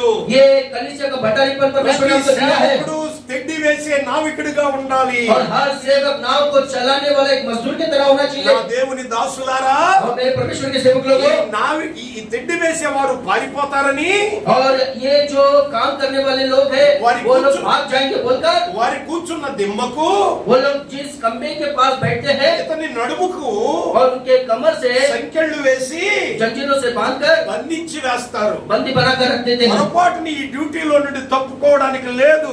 और ये ड्यूटी से वो लोग बचकर निकल नहीं सकते। ఇటువంటి పరిస్థితులు మన సేవా జీవితంలో కలిగిన సేవకులు ఎంతమంది ఉన్నారు? ऐसा परिस्थिति में रहने वाले हम सेवक लोगों में कितने सारे ఆ लोग हैं। పరిస్థితుల మధ్య ఖచ్చితంగా మనకు ఇవ్వబడినటువంటి సంఘాన్ని దేవుని ఎదుట నిలపగలం. वैसा परिस्थिति में परमेश्वर ने हमको जो कलीसिया दिया है, अगर हम लोग वैसा काम करेंगे, वैसा सेवकाई करेंगे, तो हम लोग परमेश्वर के सम्मुख में कलीसिया को खड़ा कर నా सकते हैं। దేవుని దాసులారా, मेरे परमेश्वर के सेवक लोगों, అందుకే పౌలు జీవితం కూడా అలాగే జరిగింది. पौलुस का जीवन भी वैसे ही हुआ। పౌలు అంటాడు, पौलुस कहता है, ఈ మరియు గృహ నిర్వాహకములో फिर यही भंडारी पर ప్రతివాడును हर एक व्यक्ति నమ్మకస్తుడై ఉండాలి. विश्वास योग्य होना चाहिए। కొరింథీ సంఘానికి రాసినప్పుడు जब कोरिन्थ कलीसिया को जब लिखता ఆ है, పౌలు वो पौलुस ఈ ఓడలో ప్రయాణం చేసిన దృశ్యం, ये नाव में जो यात्रा करते हैं उस समय में जो दृश्य को देखा, ఆ ఓడను తిండి వేసే ఆ పనివారు और वो नाव में जिस तरह से काम करने वाले ये कारीगर लोग ఎంత నమ్మకంగా ఆ తెడ్డుకు కట్టబడ్డారో, और कितना विश्वास योग्यता से वो काम में वो लोग बने हैं, ఎంత నమ్మకంగా వారు దానికి అప్పగించబడ్డారో, और कितना विश्वास से योग्य से वो काम के लिए अपने आप को सौंपे हैं। సహజంగా ఓడను నడిపించేటువంటి వారే ఇలా ఉంటే, और साधारण रीति से नाव चलाने वाले लोग ही ऐसा జీవము हैं। కలిగిన దేవుని సంఘాన్ని నడిపించే సేవకులు ఎలా ఉండాలి और जीवित परमेश्वर का कलीसिया को चलाने वाला और कितना ईमानदारी से होना चाहिए అని ऐसा, దాన్ని కోట్ చేస్తూ और उसको देखकर ఈ మాటను రాశాడు. उसके विषय में देखकर वो दृश्य को देखकर ये बात को लिखता है। గృహ నిర్వాహకంలో और भंडारीपन में ప్రతి దాసుడు నమ్మకుడై ఉండాలి. हर सेवक है ना ये विश्वास योग्य होना चाहिए, అవసరమైతే మన ప్రాణాలు, और जरूरत पड़े तो हमारा जान भी। ఇక్కడే కాదయ్యా, మీ మీ మహారాష్ట్రలోనే కాదు, మా ఆంధ్రాలో కూడా, మీరు ఆంధ్ర వాళ్ళైనా మీరు అనక తప్పదు, ఆంధ్రాలో కూడా ఈ యాంటీ బిల్స్ వచ్చేస్తున్నాయి. यहाँ पर महाराष्ट्र में ही ఉండి नहीं, ఉండి విన్నారా? ఉండి నియోజకవర్గంలో భయంకరమైన పరిస్థితి, చర్చిలు కూల్ చేస్తున్నారు, సేవకులను చంపేస్తున్నారు. ఇంకా ఘోరం, మహారాష్ట్ర కంటే ఘోరంగా ఉంది ఆంధ్రప్రదేశ్. సో కనుక ఇది ఎప్పుడు ఇలాగే జరుగునుగాక. ఆమేన్, హల్లెలూయా. ఇదే పౌలు గారు చెప్తాడు. ఎందుకు చెప్తున్నాను అనంటే, ఖచ్చితంగా ఇలా ఉంటేనే సరైన సేవకులు ఎవరో బయటకు వస్తారు. पौलुस कहता है कि రోషం కలిగిన వారు నిలబడతారు. पौलुस कहता है कि ऐसा सतावट जब है ना होता है, तभी है ना सच्चा सेवक लोग उठेंगे, जो परमेश्वर के लिए जलन के लिए रोज से सेवकाई करते हैं, वो लोग है ना खड़े रहेंगे। ఈ వాడను తెడ్డివేసే కూలి, और ये नाव को चलाने वाला, ये काम करने वाला ఈ मजदूर, వాడకు తెడ్డివేసేవాడు और ये नाव को चलाने वाला वो व्यक्ति ఆ పనిలోనే ప్రాణం పెడతాడు. वही काम में ना अपना जान को दे देता है। ఇక్కడ కూర్చున్న దైవ జనాంగమా, यहाँ पर बैठे हुए परमेश्वर के सेवक మన लोग, సేవలో మనం ప్రాణం పెట్టేవారిగా ఉండాలి. हम लोग हमारे सेवकाई को जान देने वाले लोग होना चाहिए। మొన్న పాస్టర్స్ మీటింగ్ లో నేను మాట్లాడాను. और परसों के दिन पास्टर्स मीटिंग में मैंने बात किया, సేవకులందరూ ఆ పరిస్థితులు మారాలి. हम सेवक लोगों का परिस्थितियां बदलना ఈ चाहिए। కాకినాడ దగ్గర సామర్లకోట ఉంది. और काकीनाड़ के पास सामरलकोट है, సామర్లకోట సేవకుల సదస్సులో ఇదే మాట చెప్పాను. और सामरलकोट सेवक लोगों का मीटिंग में यही అందరూ बोला, యాంటీ బిల్ కొరకు ప్రార్థన చేస్తున్నారు. सब लोग एंटी बिल के लिए प्रार्थना कर रहे थे। నేను చెప్పాను అటువంటి ప్రార్థన చేయకండి मैं అని. बोला वैसा प्रार्थना मत करो, ఎందుకంటే పౌలు గారు చెప్పాడు, क्योंकि पौलुस ने कहा అవసరమైతే చావు లాభము అన్నాడు. और जरूरत पड़े तो मृत्यु मेरे लिए लाभ है करके बोलता है। దేవుని కొరకు परमेश्वर के నా लिए, ప్రాణాన్ని मेरा जान के लिए, ప్రాణార్పణముగా పోస్తాను అన్నాడు. और एक पानी की तरह उंडेल दूंगा करके बोलता है। అంతే తప్ప और उतना ही ఈ नहीं, సేవ నుండి తొలగిపోను. ये सेवकाई को छोड़कर नहीं जाऊंगा मैं। పౌలు గారి చొక్క మాట చెప్పేసి నేను ముగిస్తాను. पौलुस के बारे में एक बात बोलकर मैं समाप्त ఇంకా करूंगा। కరెక్ట్ గా ఇవ్వబడిన 10 నిమిషాలే ఉంది కనుక और 10 मिनट है उसलिए, తప్పకుండా ఖచ్చితంగా 2 గంటలకే ముగిద్దాం. और ఇంకా లోపే. 2 बजे समाप्त करेंगे। అటువంటి పరిస్థితుల్లోనే పౌలు గారు తన సేవను కొనసాగించాడు. ऐसे परिस्थिति में ही पौलुस ने अपना सेवकाई को आगे అందుకే ఈ बढ़ाया। మాట రాశాడు. इसलिए ये वचन को लिखा है, గృహ నిర్వాహకుడు అయిన ప్రతి దాసుడు भंडारीपन में रहने वाला हर सेवक, మా సేవకుడు ప్రాణం పెట్టేవాడు అని సంఘాలకు తెలియాలి. हमारा सेवक जान देने वाला व्यक्ति है बोलकर कलीसियाओं को पता चलना चाहिए। సుఖపడేవాడని తెలియకూడదు. ये सुख विलास से रहने वाला सुख को अनुभव మన करने वाला सेवक సంఘము है बोलकर नहीं पता चलना మన चाहिए। సంఘము ఎదుటే మనం విలాస పురుషులుగా కనబడకూడదు. हम लोग कलीसिया के सामने हम लोग बहुत ही लग्जरियस लाइफ जी रहे बोलकर दिखना नहीं चाहिए। हम लोग జాగ్రత్త దేవుని దాసులారా, परमेश्वर के सेवक लोगों को बहुत ही सावधानी से रहना है। బైబిల్ చెప్తున్న నగ్న సత్యం ఇది. बाइबल कहता है ये सच्चाई है। పౌలు గారి సేవలో ఎంత నమ్మకస్తుడంటే, पौलुस सेवकाई में इतना ईमानदार है तो పౌలు రూపం చెప్పుద్ది. पौल का ना रूप बोलता है। పౌలు రూపాన్ని ఎప్పుడైనా మీరు తెలుసుకున్నారా? कभी भी पौलुस का रूप को कभी जान के लिए పౌలు क्या? పొట్టివాడిగా ఉంటాడు. पौलुस है ना बटला होता है, పౌలు बटा है। కూనివాడిగా ఉంటాడు. और पौलुस जो है वो गुबार है ऐसा। పౌలు తల మీద ఒక్క ఎంట్రుకు కూడా ఉండదు, బోడితల. पौलुस का सिर में ना एक भी बाल नहीं रहता है, वो टकला होता है। పళ్ళు కూడా అక్కడక్కడ ఒకటి ఉంటాయి. और सब दांत भी नहीं रहता, इधर उधर उधर उधर एक एक दांत అతని रहता है। ముఖం చాలా అసహ్యంగా ఉంటుంది. और उनका चेहरा जो है बहुत ही बेरूप की तरह दिखता है। అతని ఏళ్ళు కాళ్ళన్నీ వంకరలు తిరిగి ఉంటాయి. और उनका जो उंगलियां है और उनका पैर जो है आड़े टेढ़े रहता है। అతని ముఖాన్ని చూస్తే ఎవరు దైవ సేవకుడు అనుకోరు. उनका चेहरे को देखेंगे तो कोई भी परमेश्वर का सेवक है करके बोलेंगे नहीं। ఈ రోజున సేవకుల ముఖాలు సినిమా యాక్టర్ల కంటే బాగుంటాయి. आज है ना परमेश्वर का सेवक लोग का चेहरा जो है सिनेमा एक्टर పర్వాలేదు, बहुत अच्छा रहता है। ఏ ఇబ్బంది ఏం లేదు. कुछ परवाह नहीं, कुछ అయితే तकलीफ పౌలు नहीं। గారి గురించి చెప్తాను వినండి. पर पौलुस के बारे में कहता हूँ सुनो। పౌలు గారి ముఖం చాలా అంత వికారంగా ఉంటుంది. और पौलुस का जो चेहरा है बहुत ही है ना वो बेरूप लगता है। అతను నడుస్తుంటే దుర్వాసన వచ్చుద్ది. और वो चलते रहे तो उनको शरीर से ना दुर्गंध आता है। అని మన సేవకులు నడుస్తుంటే పర్ఫ్యూమ్ కిలోమీటర్ దూరం వస్తుంది. पर हमारे सेवक लोग चलते तो परफ्यूम में 1 किलोमीटर तक आता है। పౌలు గారు నడుస్తుంటే దుర్వాసన. पौलुस चलते रहते तो दुर्गंध आता है। అతని ముఖం కురూపి ముఖం. और उनका जो चेहरा है बेरूप चेहरा है। అతని గూనాడు. और वो कुबाड़ है। ఈ వైపున ఒకడు ఈ వైపున ఒకడు పట్టుకుంటేనే గాని అడుగు తీసి అడుగు వెయ్యలేడు. दाएं बाएं 2 जन पकड़ेंगे तब जाके वो चल सकता है, कदम रख सकता है, नहीं तो वो आगे नहीं चल सकता है। ఓ చిన్న విషయం చెప్తాను వినండి. एक छोटा विषय को बोलता हूँ। పౌలు చాలా అందగాడు. पौलुस है ना बहुत सुंदर था। యోధుడు కదా, यहूदी था ना, చాలా అందగాడు. बहुत सुंदर था वो। హైట్ పర్సన్, वो हाइटेड पर्सन था మంచి కర్లింగ్ హెయిర్. और अच्छा बाल था उनको, कर्ली हेयर था उनको। అయితే అతడు ఎందుకు అలా మారిపోయాడో తెలుసా? ऐसा क्यों बदल गया मालूम है? ఆ ప్రాంతంలో वो प्रांत में యోదయ ప్రాంతంలో, और यूदया प्रांत में, తెస్సలోనియ ప్రాంతంలో, थेसलोनिया प्रांत में, మాసిదోనియా ప్రాంతంలో, मासिदोनिया प्रांतों में, ఎఫెసీ ప్రాంతంలో इसी प्रांत में, అతడు యేసుని గురించి ప్రకటించొద్దని और यीशु के बारे में प्रचार नहीं करना है बोलकर, ప్రభుత్వాలు, और उनके सारे सरकार చట్టాలు, और सारे नियम క్రీస్తు వ్యతిరేకత और मसीह का विरोध అతన్ని పట్టుకుని उनको पकड़कर భయంకరంగా కొట్టేవారు. भयंकर रीति से उनको मारे। అంతేకాదు उतना ही नहीं, అతని తలను उनका सर को పట్కారులతో పీకేశారు. पकड़ से ना उनको खींच लिए। అంతేకాదు उतना ही नहीं, అతని పళ్ళు పీకేశారు. पकड़ से उनका दांतों को भी మరోసారి ఏం చేశారో తెలుసా? और एक बार क्या किया అతను కూలివాడైపోవడానికి గల కారణం ఏమిటో తెలుసా? का कारण क्या है मालूम है? చాలా హైట్ పర్సన్, बहुत ही ना वो हाइटेड व्यक्ति है, చాలా మంచి అందమైన వ్యక్తి. बहुत ही सुंदर दिखने वाला व्यक्ति ఒక है। రోజున एक दिन ఎఫెసీ పట్టణంలో एफेसी शहर में పరిచర్య చేయొద్దని सेवकाई मत పౌలుకి कर హెచ్చరించిన पौलुस को जब అతడు चेतावनी दी है, చట్టానికి విరోధంగా वो ना कानून के దేవుని विरोध में సేవను చేస్తున్నాడు. परमेश्वर का सेवकाई कर रहा है। అక్కడున్న వారు పట్టుకుని वहां का लोगों को पकड़कर అతన్ని వచ్చి उनको ऐसा झुकाकर చెప్పులు కుట్టే గోటాలు ఉంటాయే, जो है ना चप्पल को सिलाने वाला, ఆ చెప్పులు కుట్టే ఆ గోటం గోటం कीला ठोकने वाला जो हथौड़ा रहता है ना, ఆ గోటంతో वो हथौड़े से హతమార్చేటువంటి వారు और जो उनको खत्म करने वाले व्यक्ति సిపాయిలు అతన్ని పట్టుకుని और सैनिक लोग ఆ उनको पकड़कर గోటాలతో గుద్ది గుద్ది గుద్ది और वो हथौड़े से उनको मार मार कर అతని పూసలన్నీ వంగిపోయేటట్టుగా చేశారు. और उनका जो सारा हड्डियां है सब అంతే टूटने जैसा। అంతేకాదు और उतना ही नहीं, ఒకటి తక్కువ 40 సార్లు చచ్చేటట్టు కొట్టారు. और 39 बार यानी 39 बार वो मरने तक मरने जैसा उनको मारे।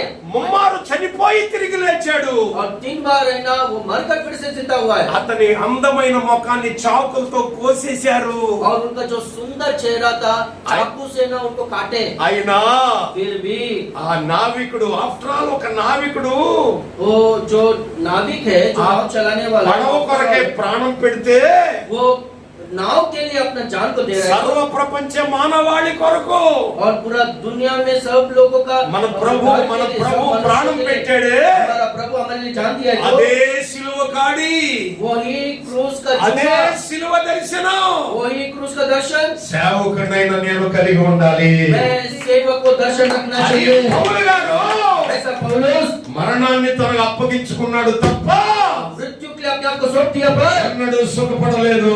कभी भी ना उसको अनुभव नहीं किया। అతడు సేవకు కట్టబడ్డాడు. वो सेवकाई में बने रहा। ఆయన దేవుని సేవనే గృహ నిర్వాహకుల్లో నమ్మకస్తుడిగా वो परमेश्वर का सेवक है जो भंडारी पर उसका विश्वास తన योग्य से ప్రాణాన్ని పణంగా పెట్టి और अपना जान को वो देकर సంఘాలను కట్టాడు. कलीसियाओं का निर्माण किया।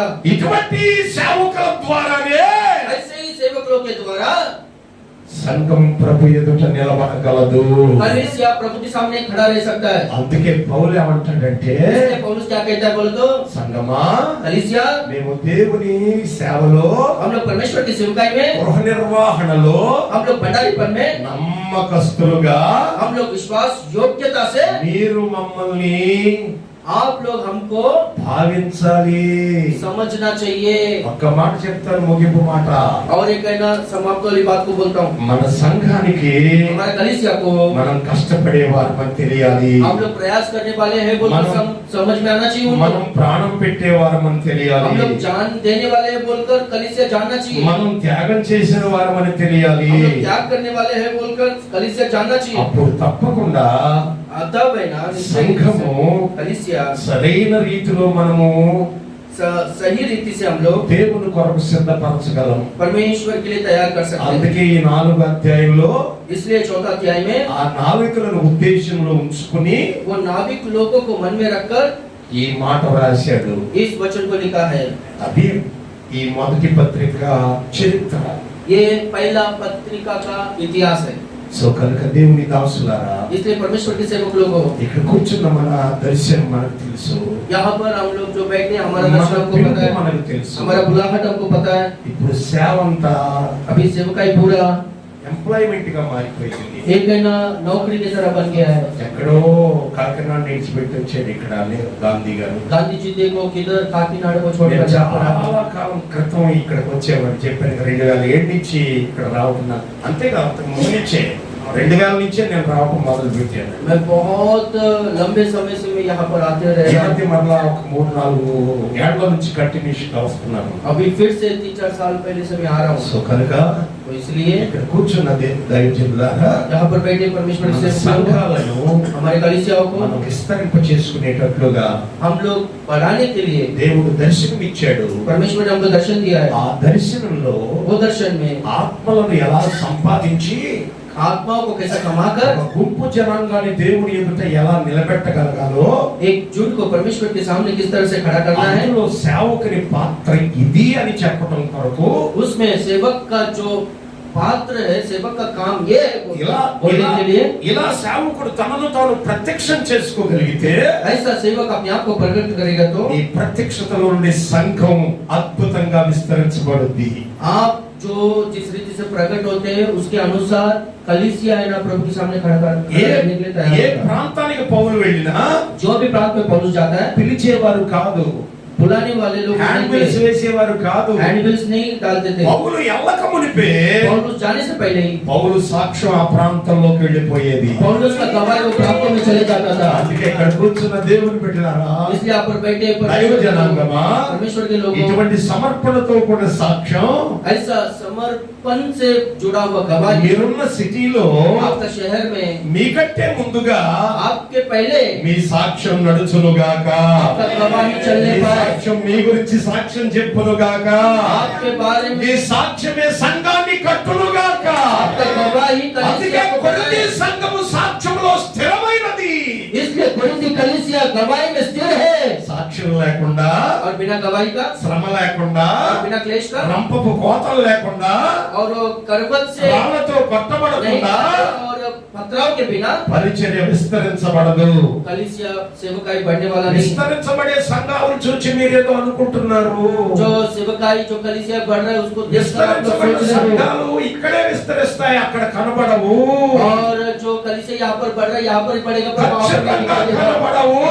निश्चय वहाँ पर नहीं दिखाई देगा। ఎందుకు ఈ మాట నేను చెప్తున్నాను అంటే, ये बात को मैं बोल रहा हूँ, ఆ पता है సంఘంలో కృప కనపడాలి, कलीसिया में अनुग्रह दिखना चाहिए, సాక్ష్యంలో స్థిరంగా और ఉండాలి, गंगा में स्थिर रहना चाहिए, ఉపదేశంలో ఐశ్వర్యం కలిగి ఉండాలి, और शिक्षा में धनवान होना चाहिए, క్రీస్తు రాకడ కొరకు ఎదురు చూసే సంఘమై ఉండాలి. और मसीह का बाट आगमन का बाट जोड़ने वाला कलीसिया होना అది चाहिए। సాక్ష్యాన్ని బట్టి ఉంటది, ये सब है ना आपका गवाही का అది మన अनुसार होगा, ఉపదేశాన్ని బట్టి ఉంటది. हमारी शिक्षा के अनुसार होता है। ఇటువంటి కృప ऐसा कृपा మనందరికి దేవుడు అనుగ్రహించును గాక. परमेश्वर हम सबको మీ दे। సేవలను మీ సాక్ష్యమే కట్టును గాక.